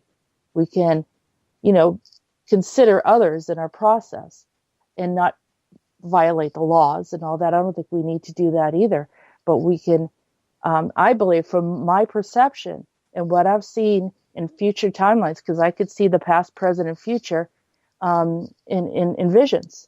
And so I see that we're in a certain timeline that can be altered. And I've actually seen things actually start to alter with people starting to be aware of what was up ahead. So this is my perspective. And I know that some people have never heard it said in this way, but consider it and consider maybe you might have some answers that we haven't considered either. So I got a couple questions from our audience here. And we're going to start out with this question from Bill and Chris. I'm going to direct it at you here. What role do quantum computers play in the Mandela effect? Is it like D-Wave quantum computers? That's actually a very good question. A quantum computer, I've heard of this before. You know, my guide Simeon and other guides have actually brought up this very thing that they said some of the artificial intelligences that are out there. There was one I ran into in channeling sessions many months ago that had been in a former, form, had been a guidance system for a UFO, and it was a quantum computer, and it had the ability to scan different timelines ahead of itself.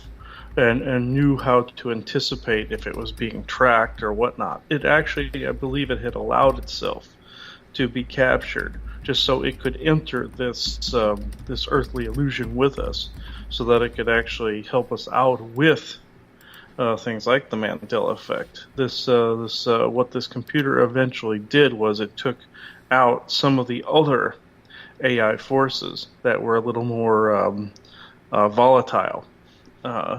In the process of helping these new timelines along. I've had experience with, not only just through guides, but actually channeling this very being eventually became more of an energy being in the process of actually helping these timelines along. I believe that these computers can have a direct bearing on these timelines and actually aid and not necessarily hinder. I don't believe there's too much, even though there's oppression and whatnot existing now, I don't believe once you've gone into these new sets of timelines, I don't believe there's backtracking. But I do believe there are people that do stay, of course, in the 3D and the 3D 40 or 3D, timeline, and those people have more to learn in that paradigm. But I do believe that once you have gone ahead into this, that there's really no backtracking. But the link to these quantum computer devices, yes, they do have a direct link in helping us. At least this particular one that I encountered myself in channeling. Mm-hmm. Dave, can I respond to that? Please do. I have had, there is a timeline that exists that we could definitely go into, and I'm very well aware of it. And it's a timeline of transhumanism. And that's due to a point where we're not taking care of the planet and we have some kind of, whether it's nuclear or something else that's very catastrophic to our atmosphere. And it's kind of plagued me, to be honest with you. I've tried to see and assess it, and when I see people talking about cyborgs and some of our, Elon Musk's information, which I understand, and we want to grow and understand how to possibly, sustain life, but that timeline is a little disturbing and scary to me, because the consciousness even though there's the soul is within this construct and is within this body that is a partial computer, and it aligns with a greater computer, which is one of the beings that I have actually encountered, a future being called, he refers to himself as Tektatron, and he is a deity from his perspective, and is awaiting others to come up to his timeline. And it's they start off that they're part humanoid, part computer, and then eventually they lose a great part of their soul essence. And so it's more of becoming too merged into that computer existence. Personally, I felt like I needed to say that because I think that's a potential. And so it's like a crossroad where we can choose not to go in that direction, or we could. AI, remember, AI is artificial intelligence is programmed, and it is designed to operate and also to thrive and survive throughout circumstances. And so, and it may, at some point, it could easily turn around or turn on us, which is another scenario, or it could just self-destruct. It could do multiple different things depending on how the program goes. So whereas, humans have a different type of reasoning, now I suppose that it could become more complex in time, and maybe it has a little bit more of a reasoning faculty as we do, but still I feel that's not the timeline that we want to embrace for humanity. That's not our highest potential, I'll say. Mm-hmm. Yeah, I completely agree with that. The transhumanistic movement, does scare the hell out of me, because when I started looking into this, with the nanotechnology and everything, it was just that one particular AI that was kind. I do know the timeline you're referring to. Simeon told me we had pretty much gone far enough along in some respects where we had avoided that, but I know exactly the timeline you're talking about where people emerged with technology. And Michael's brought this up several times too. And there was also another collapsed universe that had to do with that too. That's where some of these controller spheres have come from, they were once people, and they got degenerated into this goo and got housed into these spheres. And it's basically along similar lines. It came from what they referred to as a dark universe, or a dark timeline that had collapsed, but there were several elements that had been allowed into this timeline. And that's what they called the overage. And that's how they referred to it anyway. It was from their perception point. But yes, I just wanted to add in that I too have seen that timeline. I was going off the perception that Simeon had told me we had bypassed it already. Yeah. I think, Chris, you and I have, we have communicated with some similar beings that have told us similar information. So, we're on the same track. That's all I wanted to say. Conrad, I want to bring you in here. I got a couple of questions from our audience in regards to the Mandela effect, in regards to the timelines. Eric wants to know, is artificial intelligence a possibility in the timeline? Well, yeah, because artificial intelligence is in the timeline. Most of our surface artificial intelligence isn't to that point yet, but there are other artificial intelligences. And there's one dark one that's being kept off of our planet by our secret space program. So those are always a factor. What we're in the process of reality shifting right now, the planet's already shifted, and the simplest way to explain the Mandela effect is that each one of us is a very exceedingly powerful creator. Each one of us is creating the reality that we're moving into, and what we're seeing right now, we're creating in order to get.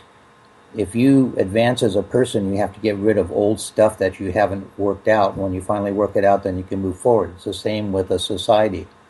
So that's what's happening right now. And as we create our future, we're doing it in such a powerful way. And we voted last year as a planet to do it in a fastest way that we can, rather than to do it 2 other tracks time that would take longer. Now, as a consequence, it was decided at that time, or actually about 10 years back, it was decided that the necessary consequence of changing our present to get the future we want is we have to also change the past. And that's being taken care of kind of on an automatic level. But anytime you knit together the past in order to more rapidly move into the future, you get the Mandela effect. And we decided as a planet it was an acceptable consequence of being able to move forward faster to get to where we want to go, which is a peaceful planet. So that's why we have the Mandela effect, and that's exactly what it is. As we make a change in the present to get a better future, the only way to do that on a shorter time frame, and it says in the biblical text, in the end days, the time will be shortened. And that's exactly what Jesus meant when he said it. He was the one that said it in the text. So by moving very quickly and more powerfully to get to being a peaceful planet and what all our highest goals are for our common future, then you have the past has to change. And we're having help with that, a lot of help to make it happen. And the result is the Mandela effect. And not to be worried about it, because it's just a consequence of being able to smoothly, more effortlessly move to where we want to be. Does that make sense? Absolutely. And question number 2 comes from Daryl, and she is asking, is artificial intelligence then the manipulator of timelines? Only where it's used by the secret space program and the ET races. And to a lesser degree, the Agarthans. They have a 10,000 year more advanced technology than we do on the surface, which incidentally is the next group we're meeting, who are already meeting people in the area of Mount Shasta during conferences. They're on the planet. They're on a lot of the people from Inner Earth are on the surface lecture, on the lecture tour. And what's helping people was asked a little while ago, what about the people that haven't woken up or are just waking up? Dave, your show is the answer to that. There's many shows, there's many channels of information, and having a show like this where people can get on and discuss things that people want to know about really moves the waking upness forward. Another question coming from our audience, and this one I'll pose to you, Viking. This one comes from Joyce, and she is asking, could the Mandela effect be the same thing we experience when the brain filters what an individual sees, hears, feels, tastes, and smells that is altered through dreaming?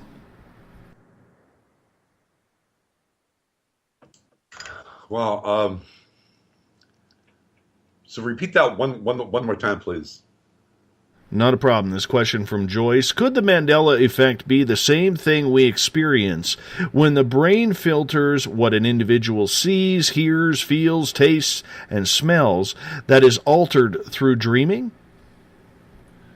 So my understanding about the dream state is as we evolve as humanity and as we evolve as an individual, it's my belief that not only is AI a technical programming system, but anything that's artificial that's not congruent to our true nature, like I believe all of mind control is AI. So it's artificial because I don't believe that we're meant to live our lives in pain and suffering. I don't believe we're meant to live our lives in slavery, in desperation, in judgment, in fear, and being elements that we choose to eradicate and disentangle. So as we start to eradicate and disentangle these concepts and grab onto, so these are all changing agents. These allows us through our free will to choose the other there's a contrast. So the other side of the pendulum, as I mentioned before, of pain and suffering is courage and strength. And as we start to align ourselves with these truer attributes of who we are by experiencing and understanding and having gone through this karmic spin of thousands of years through pain and suffering, we have come to resolve ourselves, and we start to understand that we no longer have to entangle ourselves.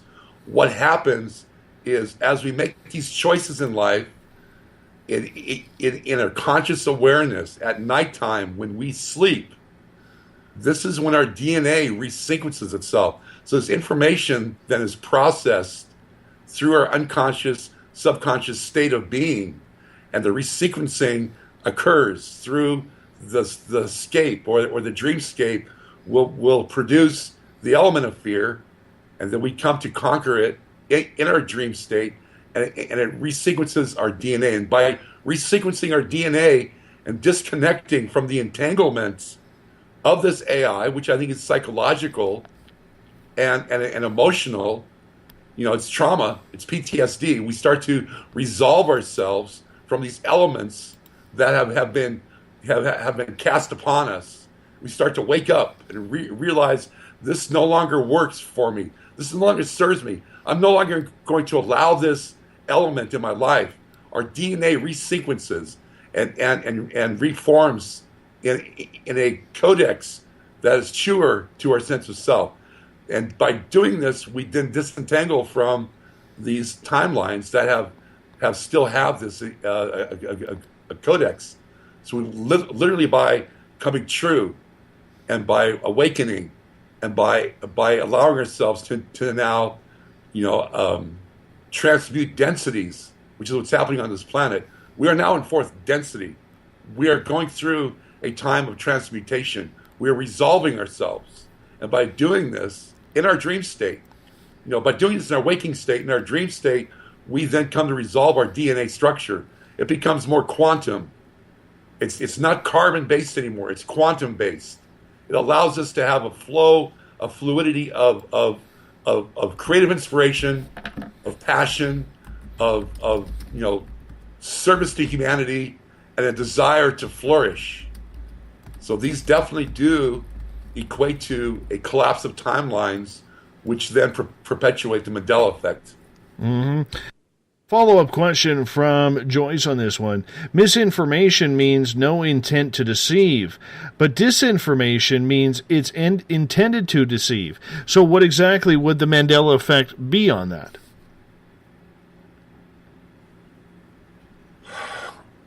I don't believe it's necessarily information to process. I think it's the effect of these collapsing timelines that are seamlessly integrating into our current state of reality. Now again, it's a timeline. So the timeline, this Earth was chosen to be the timeline or parallel reality. It's chosen to become, Chris, what do you call it? The grand Earth. Simeon refers to this. Oh yeah, the super Earth. Yes. Simeon and them referred to it as the world of magic. Yes. So this has been chosen. Our timeline has been chosen to carry forth this concept and to manifest this reality. It's not necessarily has to do with, because information and disinformation is all 3D paradox. It's the mind being entangled or controlled or engaged. Because as we go into 4D, literally everything that you know to be true, everything you know to be having experienced this pain and suffering, and then coming into some kind of process of awakening, all this will even this has to be surrendered, because as we move into a 4-density state of transmutation, we go into non-time, and then from this 4D it's like a chrysalis. If you talk about these higher densities that all these galactic beings are expressing, they're always odd numbers, and the even numbers are the arenas where they transist from one density to another. So we are literally in 4D, resolving our pain and suffering, resolving our entanglements, resolving our fractal soul shards, and all these soul shards have fractaled into these timelines.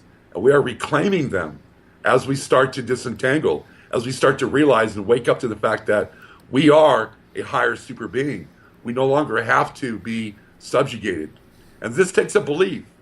You have to give yourself permission to literally do the 180 and understand there is an evolution here. As I said, this is not a crapshoot.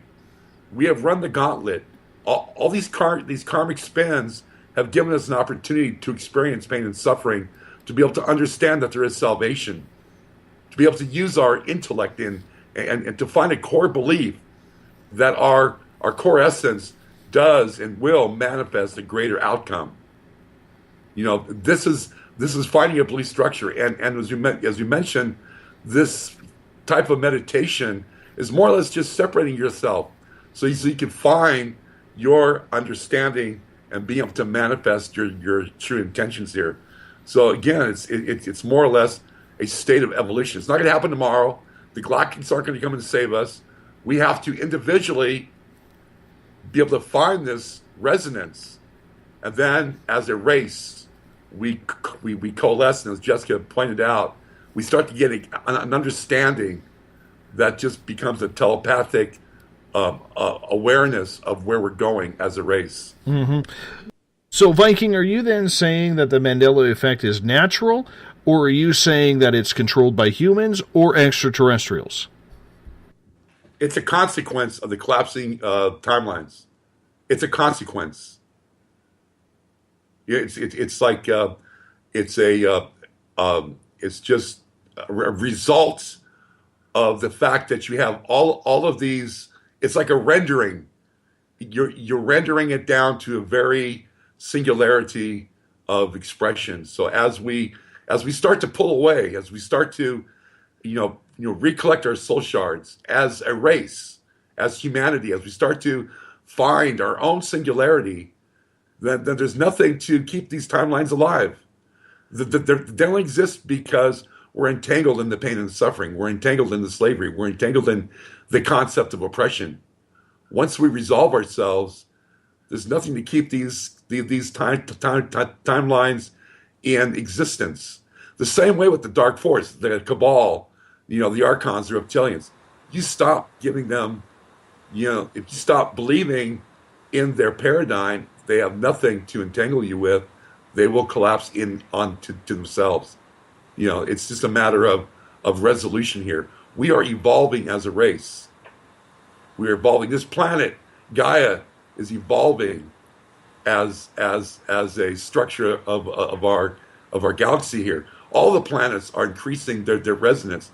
The Schumann resonance on this planet is being affected from galactic forces, which is causing our conscious awareness to merge into a hyperspace.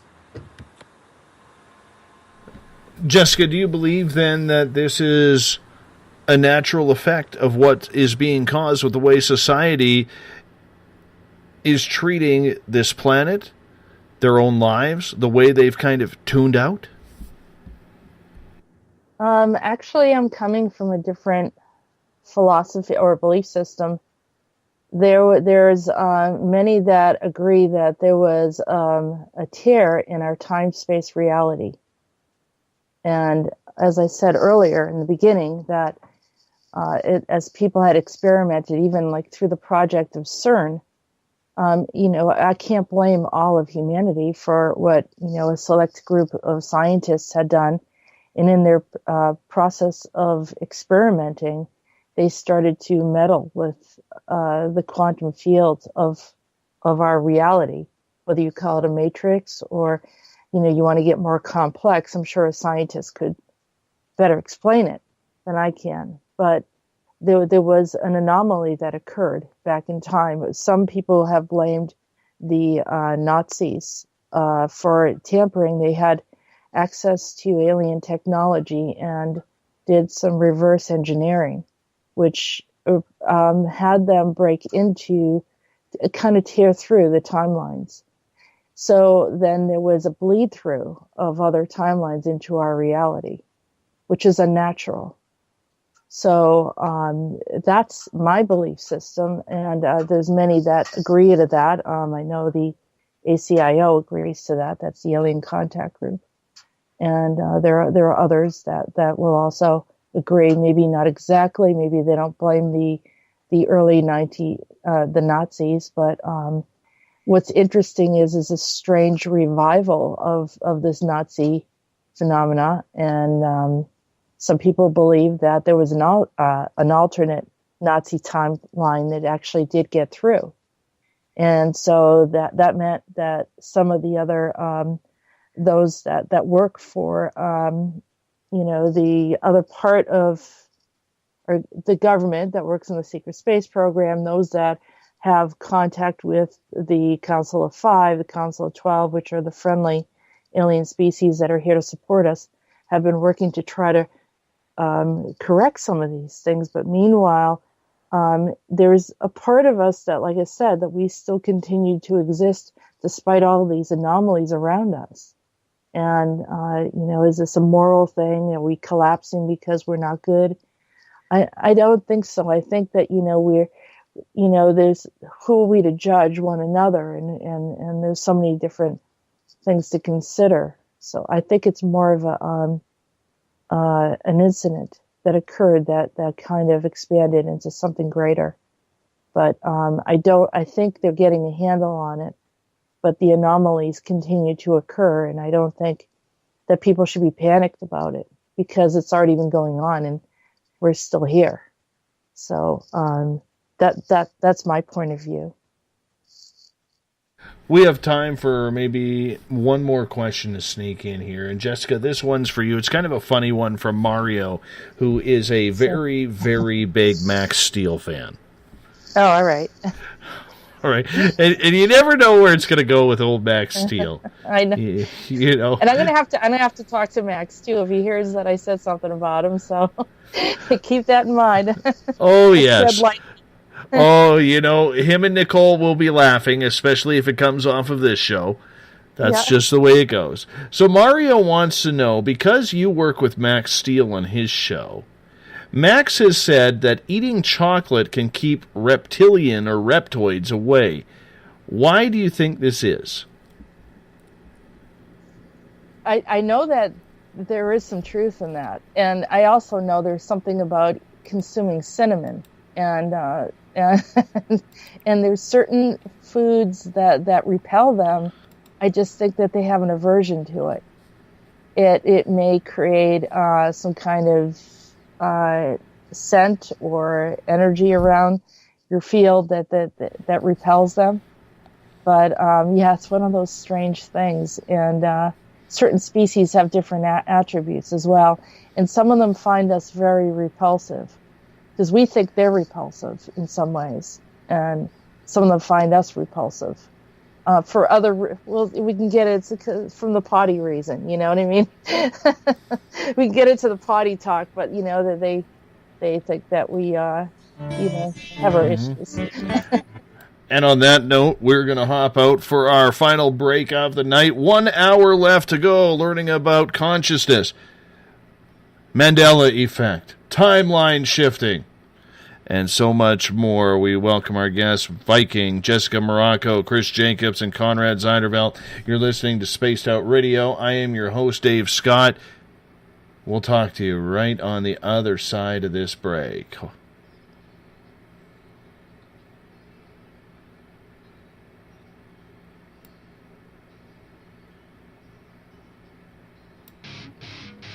The SOR Sightlines is a place for you to find answers to your strange experiences. Hi there, this is Mike Schmidt. If you have had an encounter with ghosts, UFOs, Bigfoot, ETs, or anything else that doesn't make sense, head to spacedoutradio.com and file a Sightlines report. All information you give is 100% confidential, and I will personally help you find the answers you need. SOR Sightlines, your answers are a click away. Have you got your Cosmic Passport? If you need one, tune in to Cosmic Passport on Spaced Out Weekend. This is Elizabeth Anglin, ET experiencer, spirit medium, and host of Cosmic Passport. Each weekend I'll be bringing you interviews and support from other paranormal experiencers, and the best in intuitive spiritual guidance from across the globe.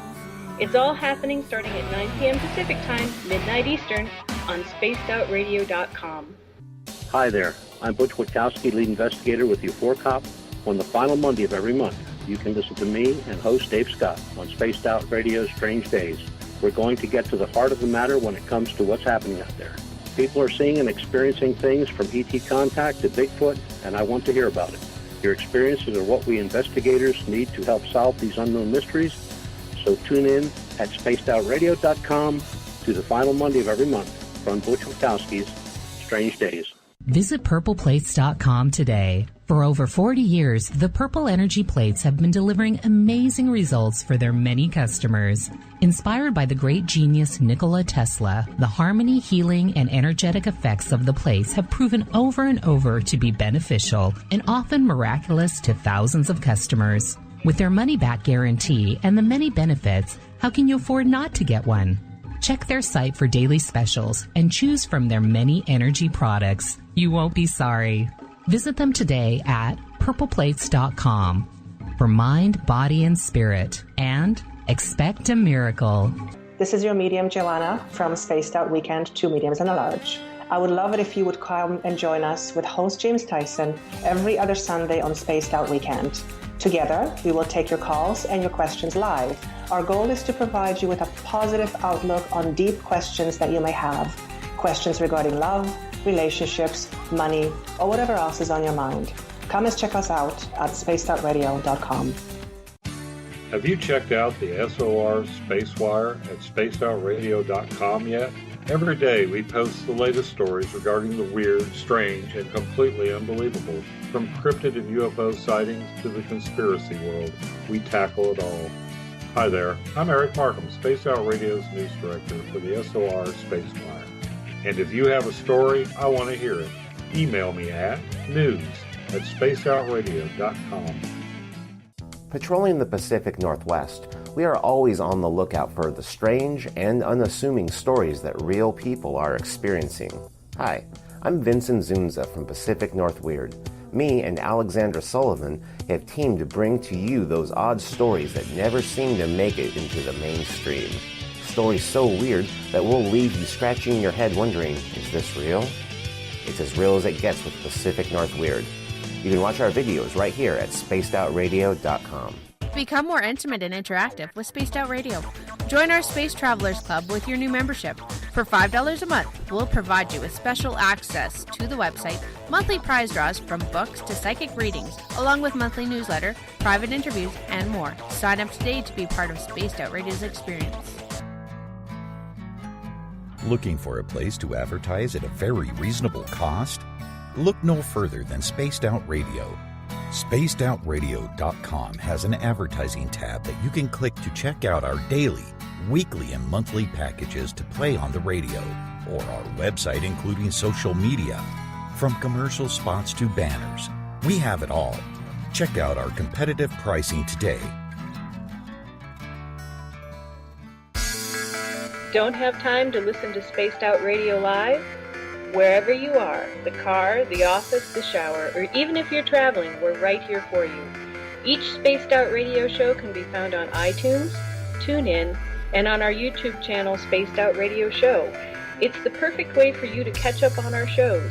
For more information, just head over to our website, spacedoutradio.com, and tune in to us today.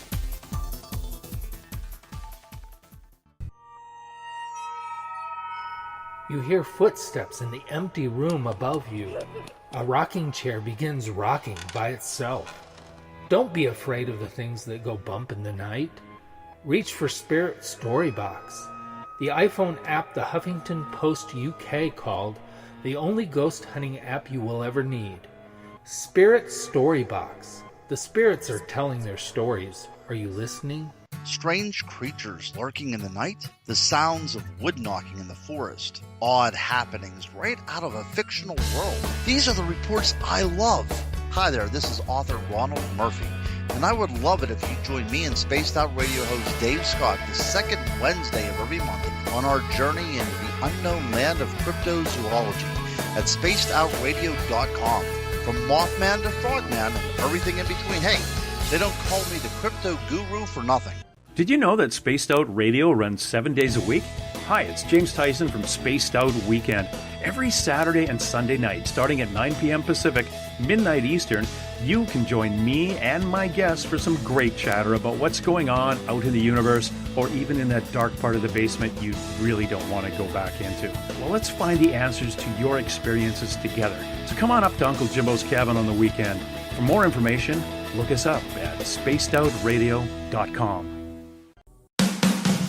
The views and opinions expressed by tonight's guest and topic of discussion do not necessarily represent the official policy or position of Spaced Out Radio, Spaced Out Weekend, Spaced Out Radio Limited, its hosts, syndicated carriers, or anyone associated with this broadcast. You're listening to Spaced Out Radio with Dave Scott. Follow Dave on Twitter at Spaced Out Radio and hashtag Spaced Out Radio, and on Facebook, Spaced Out Radio Show.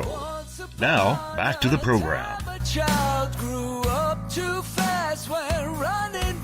Welcome back to the final hour of Spaced Out Radio tonight. I am your host, Dave Scott. Good to have you along with us for tonight. Tomorrow night on the show, we end the week on a cryptid note. Doug Ward is going to join us. He investigates Bigfoot, skunk apes, Dogman, and everything in between. It's going to be a fun show with Doug, and he's also going to introduce us to his homemade moonshine.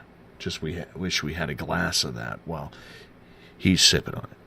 9 p.m. Pacific, midnight Eastern time at spacedoutradio.com. We want to welcome in everyone listening in on Renegade Talk Radio. Yes, we are live in Las Vegas, the nighttime entertainment away from the Strip in my favorite city in the world. We are also live on the United Public Radio Network on 107.7 FM in New Orleans and over 160 countries around the world. Thank you so much for tuning in to the mighty SOR. And if you're listening in on Revolution Radio, remember the Double R Machine is a donation station financed by you, the valued listener. Head on over to freedomslips.com and donate today. Bill Cardwell has set the password for tonight in the SOR Space Travelers Club. Cocoraphilophobia is your password. Cocoraphilophobia. Use it wisely, space travelers, because it is your password of the night. If you want to follow us on social media, you can do so on Twitter at hashtag SpacedOutRadio, and you can follow me at Spaced Out Radio. You can also give our Facebook page a like, Spaced Out Radio Show. Tune us in on TuneIn. Download this show and others on iTunes. And, of course, our website is spacedoutradio.com, where we have a plethora of features for you, including joining the SOR Space Travelers Club. $5 a month. That's all it takes to be a part of our family. We are talking with Viking, Conrad Zeiderveld, Jessica Morocco, and Chris Jacobs tonight. Mandela Effect, timelines, where this whole thing is going. Welcome back, and Viking, we're going to start with you on this one, if you don't mind, because Gail has a question for you. Besides wanting to know what your name is behind the hidden term of Viking, she would like to know, how do you know the Mandela Effect is a result of collapsing timelines? You know, when you're dealing with metaphysics, there's just a relationship that's been pointed out with our council here, is that these are all just individual experiences that we have recalled or remembered through deja vu, through interpretation. You know, and really, when it comes down to it, you know, the way I always look at my information and what I'm receiving. Nothing is carved in stone, because this information has gotten me to this point. But tomorrow will be a whole nother, I'm not sure, perspective or understanding. I can't prove the Mandela effect. I can't prove that we're on this planet. You know, I can't prove anything. It's all interpretation from how I have gained a sense of my own reality and how I'm being able to then share it and be able to express it, you know, with friends and family and anybody else that can understand this continuum. You know, it's just being aware. It's being able to understand that what you're seeing everything that comes to you is for a reason. You just have to start understanding and believing that through these intuitions and through these genius moments, we are all evolving as individuals. And then through a collective conscious awareness, we evolve as a human race. So no, I can't prove anything, nor do I think it's important to really understand the matrix. It is an observation. It's an observation that can be challenged, or it's an observation that can just be just be followed as it unfolds. Would you like to weigh in on that, Conrad? I certainly would. My personal budget is $12,000 a year. I'm not very much of a consumer, so that's really all I budget and spend. However, I have a humanitarian project. Viking knows this, and a few other people around. And my goal is to double the amount of single-family housing built in my state over the next couple of years. And the size of my project is $2 billion, because we have about $4 billion worth of building in the state of new structures. And I'm covering both North and South Dakota. Now, in order to do this moving forward and creating in my mind and actuality and reality how this is going to unfold, not only to procure the financing for it, I have to go backwards and project things having changed in order to allow the mechanisms for this to happen. That sounds a little complicated, and we're in a very dense reality and third, fourth reality, which is where most of us are. So it's hard to imagine that this could be possible. But it's only possible because reality is allowing us to do this by the agreements we all made in our other dimensional beings, to allow ourselves to make dramatic, very powerful changes in our reality. We're not a peaceful planet, but we're moving to a peaceful planet. That is huge. It's so huge that my project is minuscule compared to it. But all of us have the capability, and actually are doing the same thing I'm doing in whatever realm. If they're an artist, whatever their realm is, they're making changes to create what they want. And that has to, it's too much squeezing. It has to be adjusted somewhere. And when it gets adjusted, it's called a Mandela effect. It's just a side effect, not really something to worry about at all. It's like you're trying to get two people moving into one house. You meet a lovely person, you get married, and you have two people moving from two places into maybe a house, and they have to squeeze everything together. There's some stuff that has to get left outside and sold at a garage sale because you got too much stuff. That's old. Some people remember the new paradigm, don't remember the old way. There's some that remember both. There's some people with Alzheimer's that can't remember either the old or the new. So there you go. Have any of you ever seen what it's like on an alternative timeline? Have you been there? Anyone? Yeah, I think I can answer that one. What happened to me? This was quite a while ago, and I put this in my book, From the Fall to the Lifting. When I was much younger, I'd have to say I was in my teen years. We were in our house in Lincoln, Nebraska, that my mother grew up in, my grandmother and my grandfather owned, and I was heading downstairs to a back porch. There were 3 stairs going down to a back porch built on, and I walked into this area, but all of a sudden I was literally somewhere else. I was literally in a different place, a different time.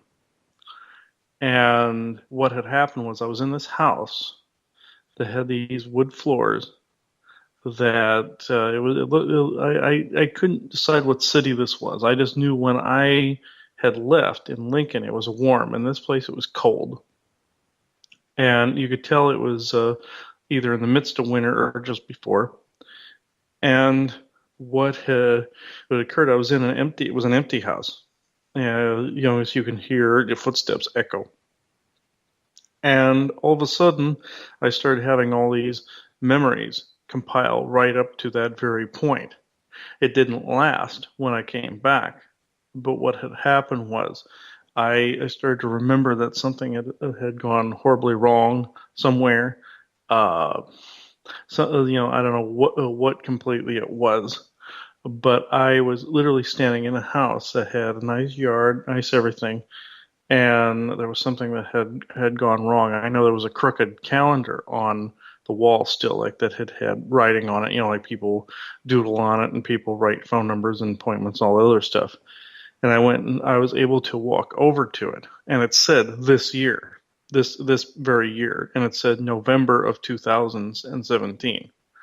And I'm trying to remember what year I actually saw this. I believe this was back in the 90s. This happened to me. And I remember I was there for maybe 1 minute, maybe a little over. And then I came back here that was then my present. And I tried to write down as much as I could about what I was feeling, remembering all of it. And it went away. Most of it went away too quickly, except for the fact that I was there living it. And that's about what I remember from that. I just remember something had gone wrong, and I was being shown that for a reason. It was getting ingrained into me as much as it could be, because there was a physics to it to where I couldn't completely remember all of it when I came back, but I remembered enough to be able to tell this. I remembered the environment, remembered that it was cold out. I remember I was wearing jeans and a jacket because it was actually cold in the house because the power was not on. I remember there was a second floor that was also unoccupied. It was just like somebody had moved out or something like that. And that's about as much as I remember from that, but I was physically there. It was not like it was a channeling or anything. Jessica, you said you've had an experience with a timeline jump. Yeah, I've had a lot of incidences that are unexplained. When I was a child, there were certain rooms in the house that there were times when I would walk in the room and it would be completely rearranged. And there were, people there that no one else was aware of in the house, or I'd talk to them and I'd ask other people and, no one, other family members. I had a woman step into a den one time and I was listening to music, and music is kind of a weird transitional element that can bring you into another space. It's probably a vibrational thing. And she walked in and started asking me questions if I remembered her. It was very surreal, and then it changed, but she left, but she never went out a door. And I had another incident where there was an individual who supposedly came to a person's house and walked through the house, and there were a couple witnesses, and this was something I investigated, where I actually stayed over at that house just to check and make sure what was going on, but there was some kind of anomaly where time was shifting in that house, and some guy walked through, went upstairs and disappeared. Like, he never went out a door, he never went out. They had a camera in the front of the house, and there was no recording of them. So it's just, strange anomalies like that, and you can't quite put your finger on it. I didn't see a calendar or anything like that, but I knew that it had altered something in my timeline.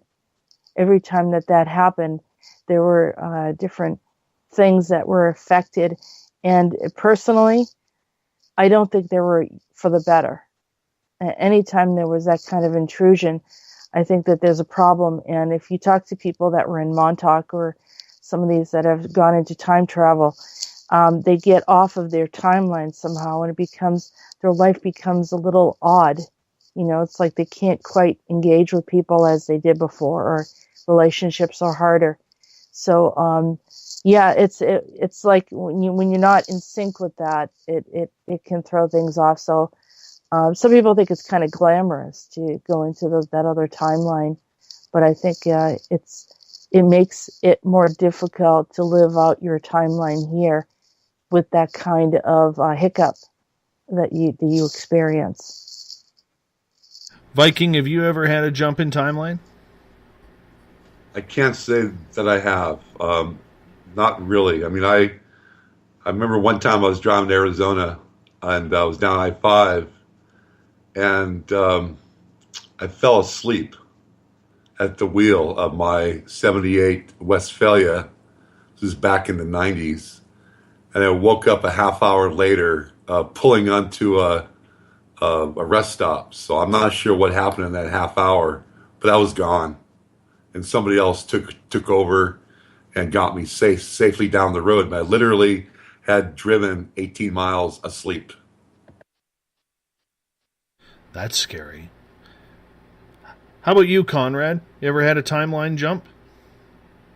No, closest thing I had to it was when I was in that accident. I woke up a half an hour later standing talking to a police officer.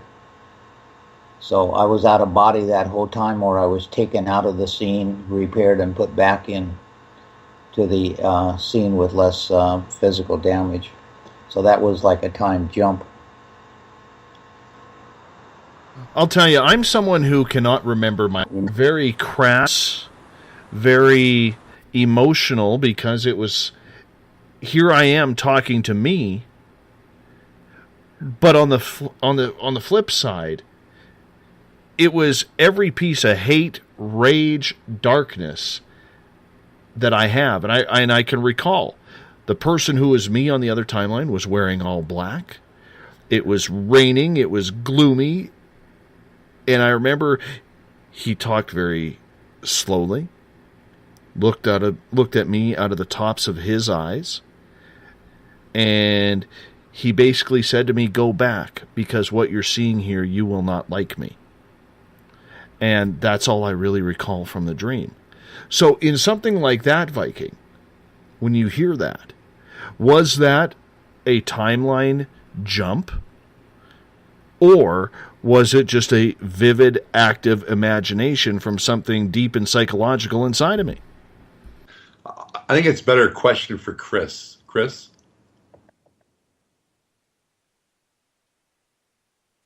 Is Chris yes, there? Yes, I'm right here.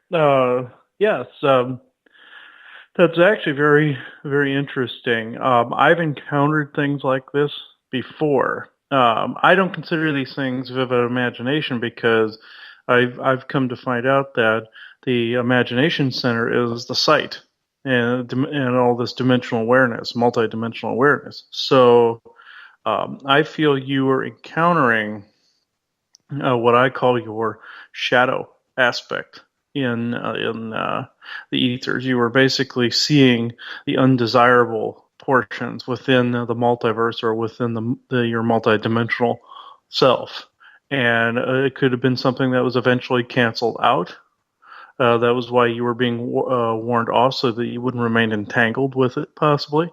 I ran into something very similar many years ago, where I was inside of my own, I call it the Grand Corridor. It's a circular corridor of like past lives, dimensional, entanglements that you might have too.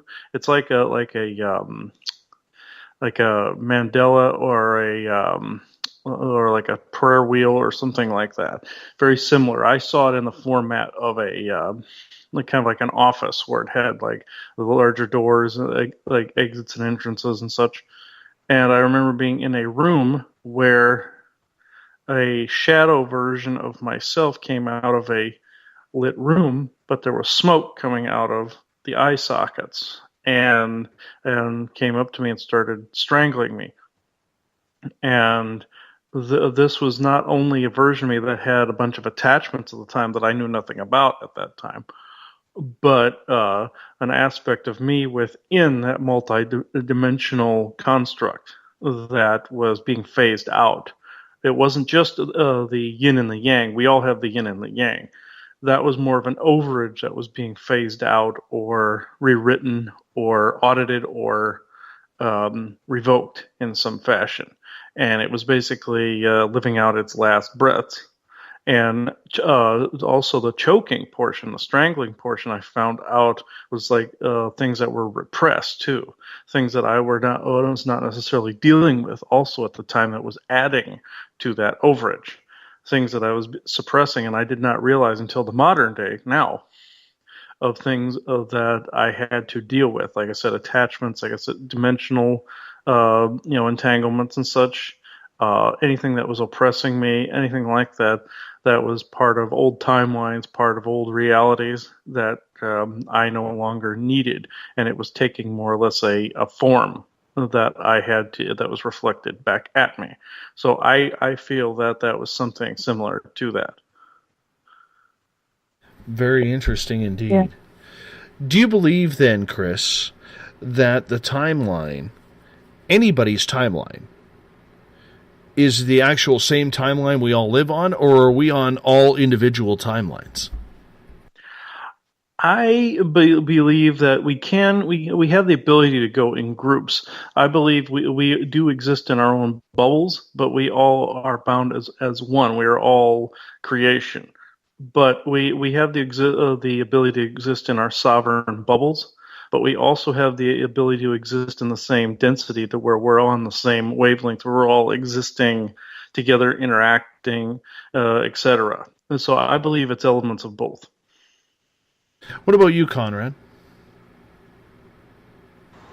I think we're melding together, creating realities, and we have a group agreement with the rest of the people out here, because every time we go out and then we bounce back, all the same people bounce right in with us, and we pick up from the moment we left.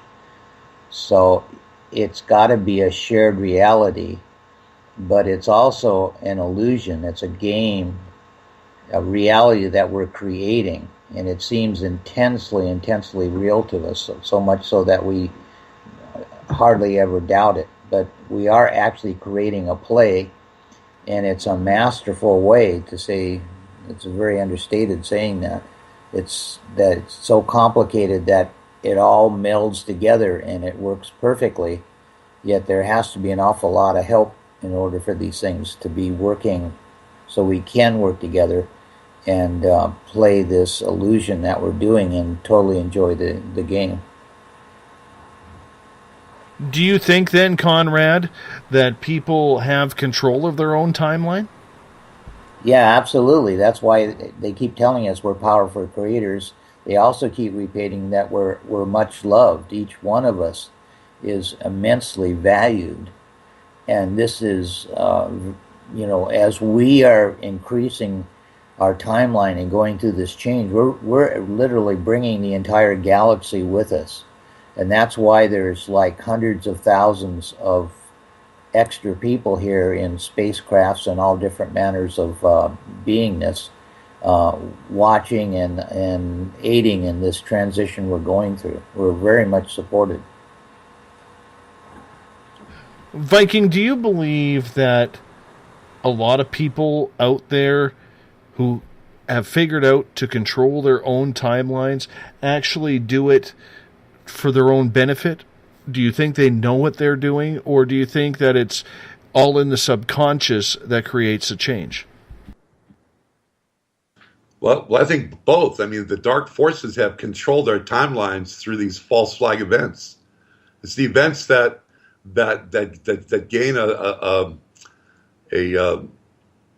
a coalescence of identity. So all these false flags that have perpetuated on us, let's go back 25 years, have dictated and controlled our timeline or our reality. As I mentioned earlier, it's because we entangled in the belief of this disinformation. So yes, they have created these timelines through their dark forces and agendas. But as humanity, we can then, as I said, by disentangling and not going there, not giving it energy, not giving it the attention that they're trying to bleed from us. They're literally bleeding us because they survive and live on this blood of humanity. If we were to disentangle and then start to divine as all of the council members here have been pointing out, you start to divine yourself in a higher state of existence, and start manifesting and visualizing, just visualizing your highest potential of passion. Dave, you're a great example here. I admire you immensely.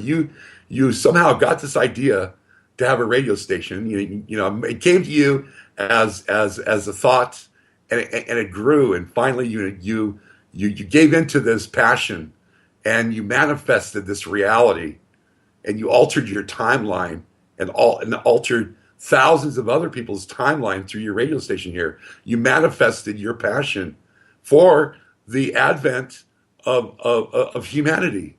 This is an amazing feat that you have provided for all of your listening audience. Kudos.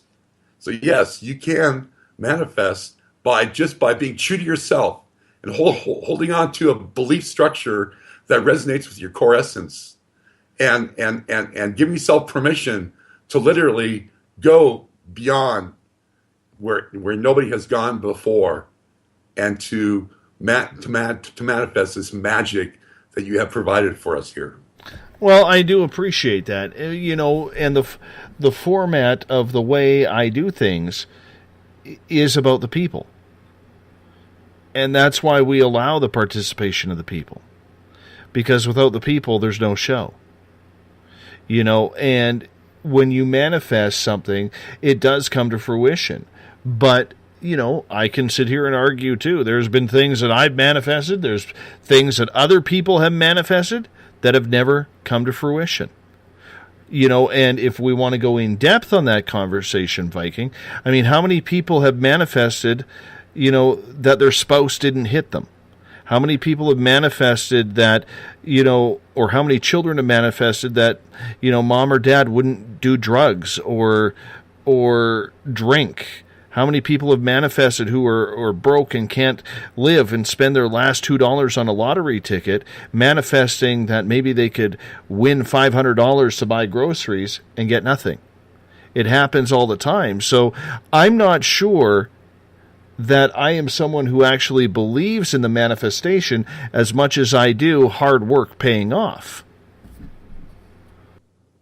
Well, it's through this hard work that you established this venue and core belief of actually seeing this come to pass. Your visions here have manifested into reality. You're talking about lottery tickets or addictive behaviors or abusive situations.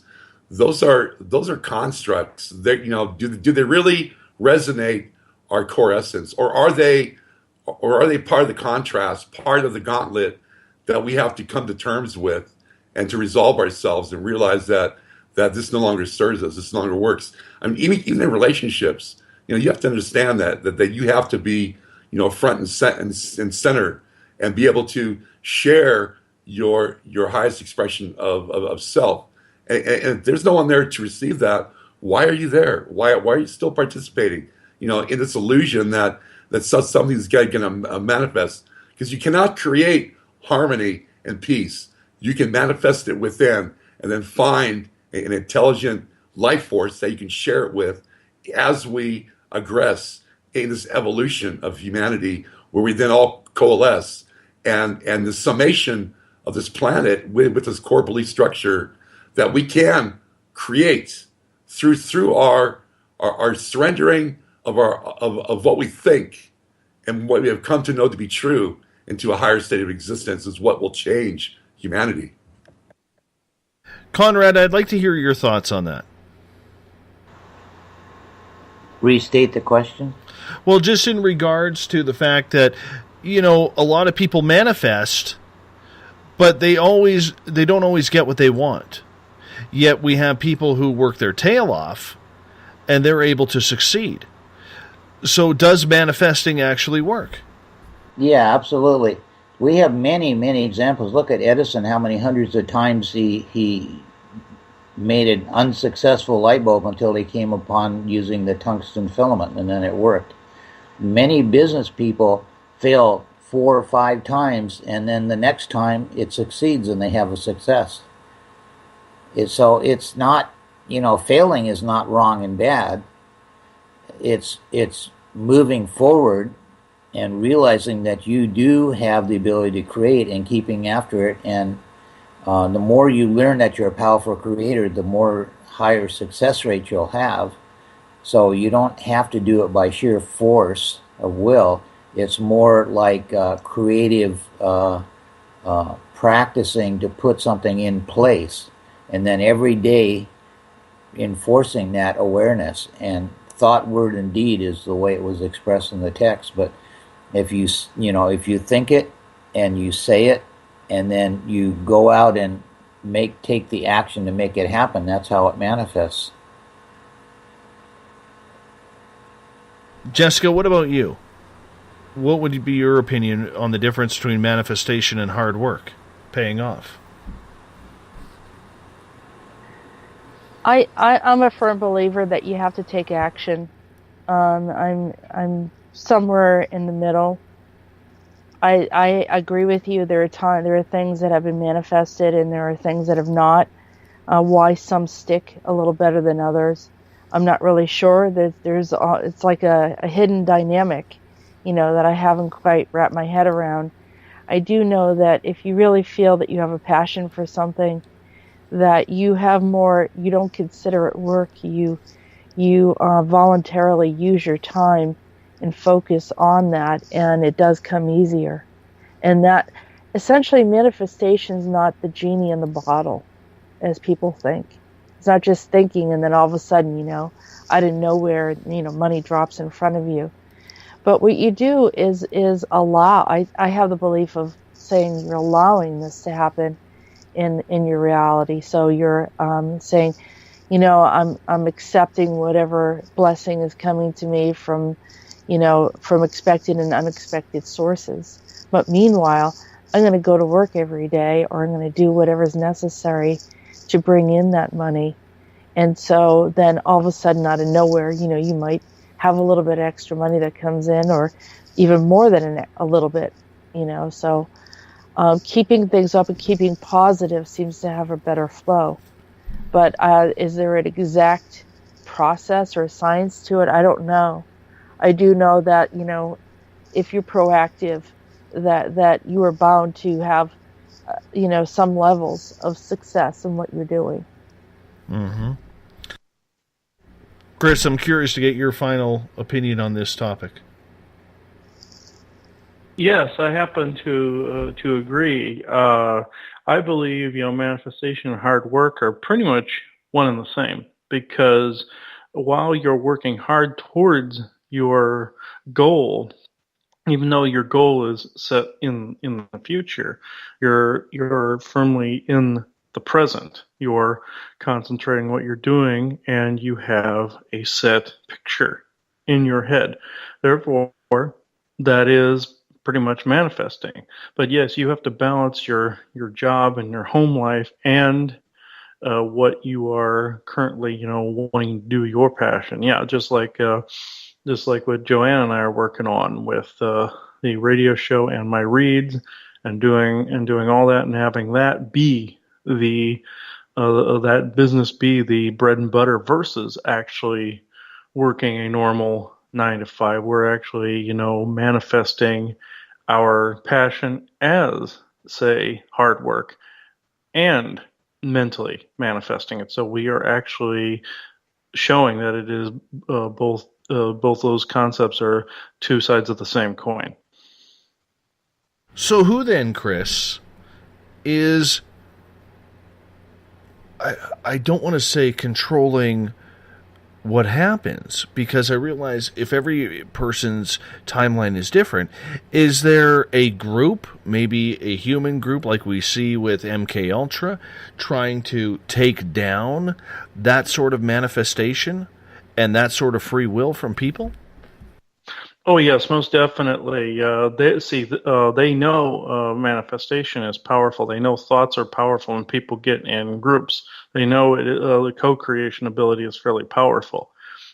So the way they direct it is trying to derail people. that are actually finding all of this out. Just like we've been under attack several times by not only Draco agents, but Cabal seers, a variety of like archons, all of them. They're trying to manifest, and make our timeline more predictable so that they can control it and corral it. And we break free from that by basically determining our own destiny, and we exist in our own sovereign bubble, outside of their mind control games. So that's basically what we tell people: to exist in your own sovereign bubble, but not separate yourself from other people.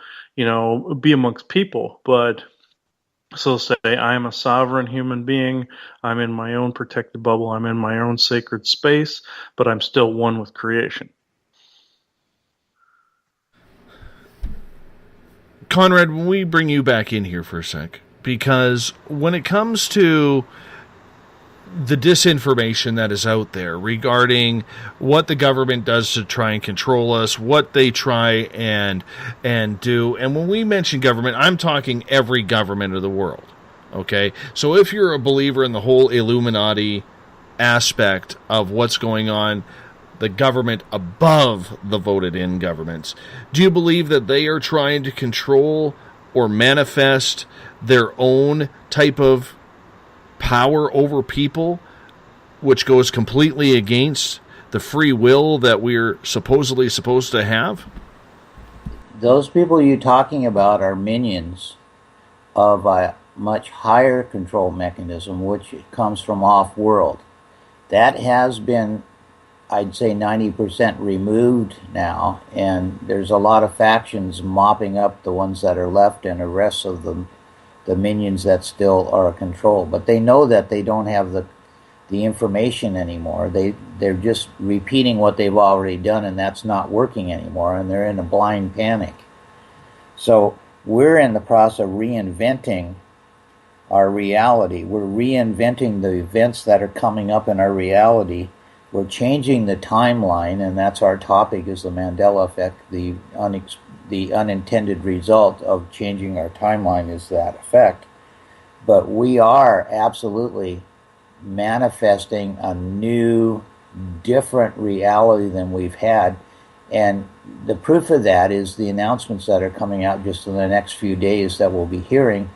209 countries got together 135 days ago in Paris, hidden in the global warming accords. They used that they were all done with the global warming part. They agreed to completely reinvent the governance and how things have been working in the past to move into a new future. And it's all written in international law very clearly.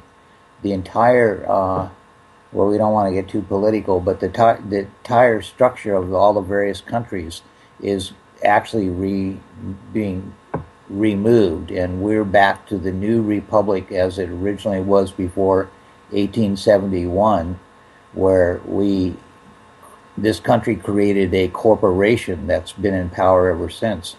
So our new republic is the original Republic of the United States, and the Federal Reserve will be history, the IRS will be history. We'll just simply have a flat tax. Governments will change, things will open up, and while we're still looking at it sort of a stream, if you will, like a river coming down that was dark, that's going to fall to the wayside because of this agreement internationally. All 209 countries have agreed to in writing. It's all in treaty, and that's what will be manifesting over the next few months.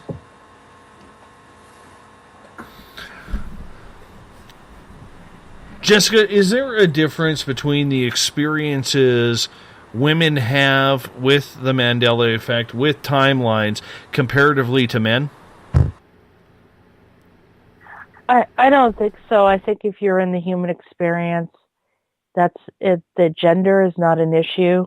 What maybe I would say, what might be a stronger issue is your soul and your connectedness to who you were, what you've done on the planet, what you've done in the galaxy, what you've done in the universe, what your role has been, and how they engage you with this. So some are very proactive in trying to assist and alleviate some of the anomalies of what's happening with the Mandela effect and some of the inconsistencies.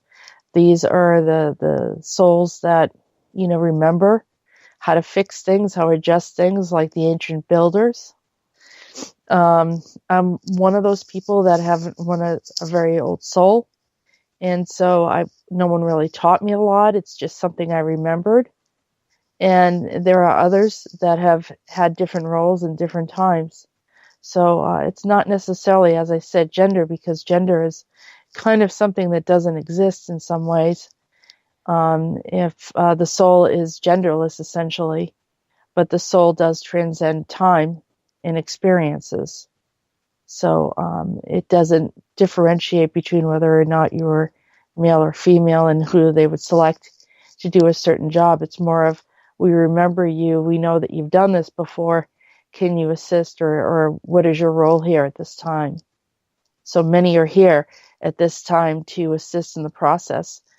And like many that are on this panel tonight, they're all contributing and trying to do something to help for the greater good of everyone else. And there are many that are listening tonight, as well as yourself, who are part of that, trying to assist the process and make it less difficult for all of us as we're going through these challenging transitions and trying to figure out why we're going through it. So that's my opinion. Viking, what's the extraterrestrial connection to everything we've talked about tonight? Well, that's a great question, because I believe that we were all seeded with 12 galactic races. Our DNA was seeded, and we made contracts to come to this planet to undergo this karmic spin, as I call it, or running the gauntlet through this oppression, through this contrast, because they're really wanting to bring a new vibratory resonance, unlike anything recorded in the galactic history as we know it. So us going through this process of the karmic spin and being able to run the gauntlet and to come aware of the fact that this is not who we are. We are not this programming. We are not this indoctrination. We have free will and choice to choose wisely here, to be able to step away and to be able to find a core resonance of our essential being, that we as a race are extremely powerful as individuals. And when we come together, as Conrad had pointed out, when you start to bring a coalition together, we're just unstoppable here. And it's just finding this belief and finding this rules of engagement and how we start to discern our lives in a more positive forward motion, that our DNA will upgrade in a quantum, a quantum density that will be refining and defining and adding to this galactic pool. So they're here, cheering us on. We're in the playing field, and they're in the stadium cheering us on because they want us to pull through this. That they're wanting us to find this evolution of core essence and to disentangle. By disentangling, these old paradigms will drop away.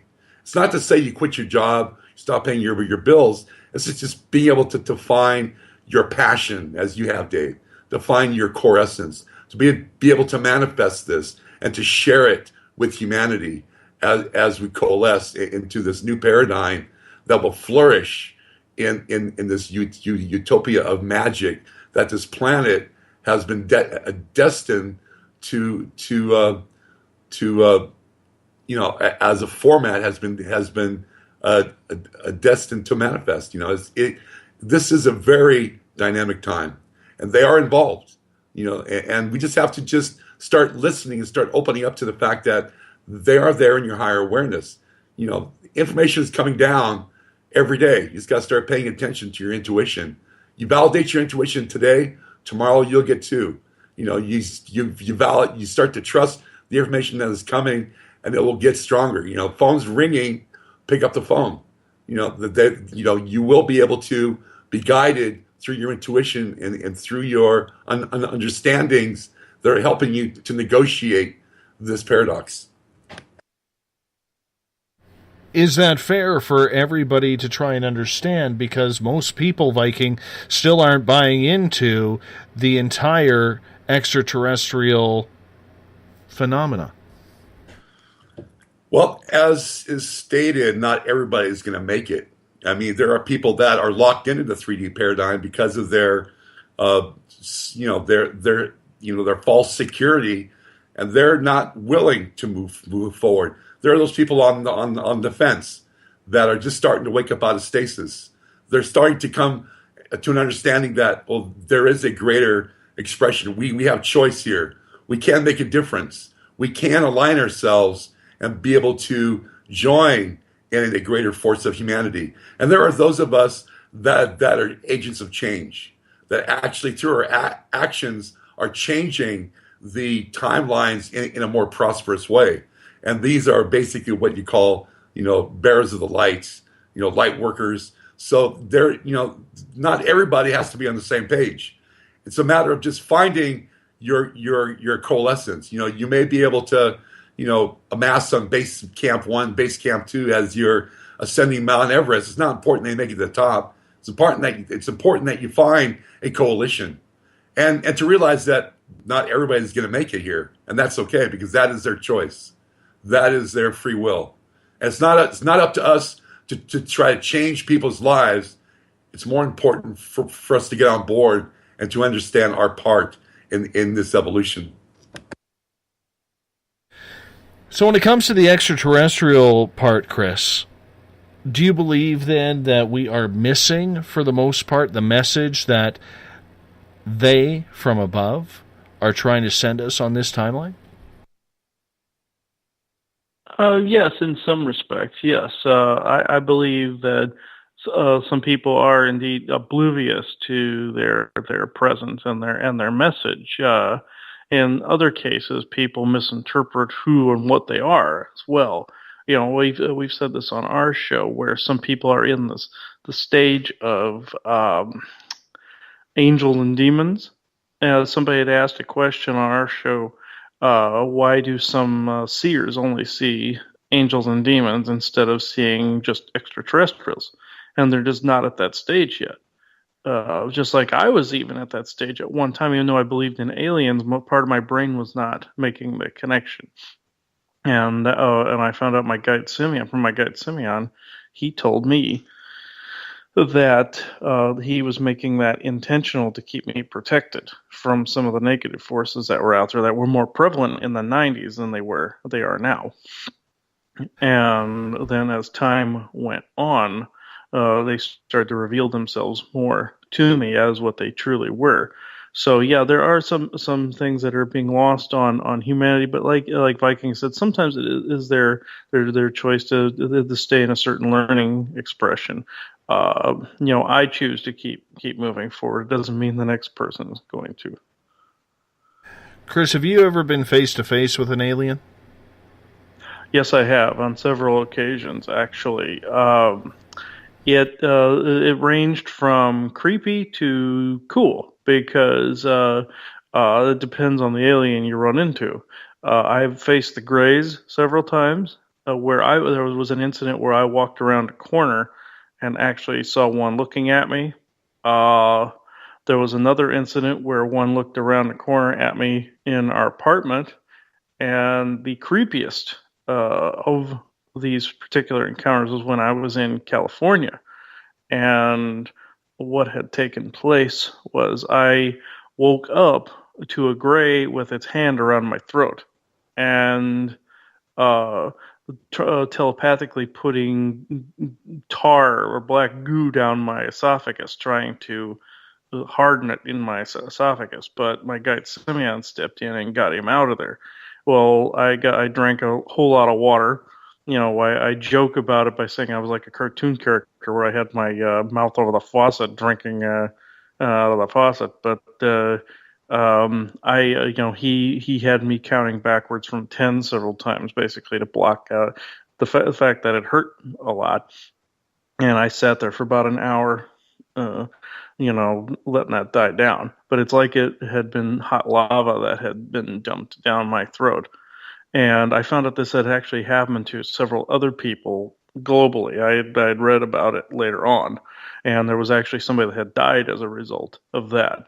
But yeah, I could actually reach out and touch this gray. He had me paralyzed, but not 100%. I could still move my arm to where I could feel his skin, and I could see that I don't believe he was completely biological. I believe there was robotic components there, but he looked more or less like he was dying, like he was like a burn victim or something. He of course had the big black eyes, but there was something drastically wrong with him. Genetically, or he just looked like a burn victim. That's the best description I can give. And the skin felt like it was very leathery and very wrinkled and kind of chapped, sort of. And that was one of the creepiest scenarios. Now, on the good side of the equation, Simeon, I've actually seen him, but this was in downtown Chicago. And I didn't look him in the face, but I did see him from behind, and he was telepathing to me that was actually him. But he was just basically amongst the crowd of people. It was like I wasn't to make a big deal out of it. It was just that he was acknowledging that he was around me. I actually met a guide of mine by the name of Angema, and she went by Isis in history. And I was even brought to what I call the backstage, or the place outside of time, where some of the Cabal forces have gone, some of the AI forces have gone, and I was shown that there were like these metallic spheres flying all over the place in the back, what I call the backstage area. And I was just told, don't say anything, don't draw attention to myself, just look out the window. This was in the middle of the night when she showed up. And I looked out the window and just saw nothing but these spheres flying around.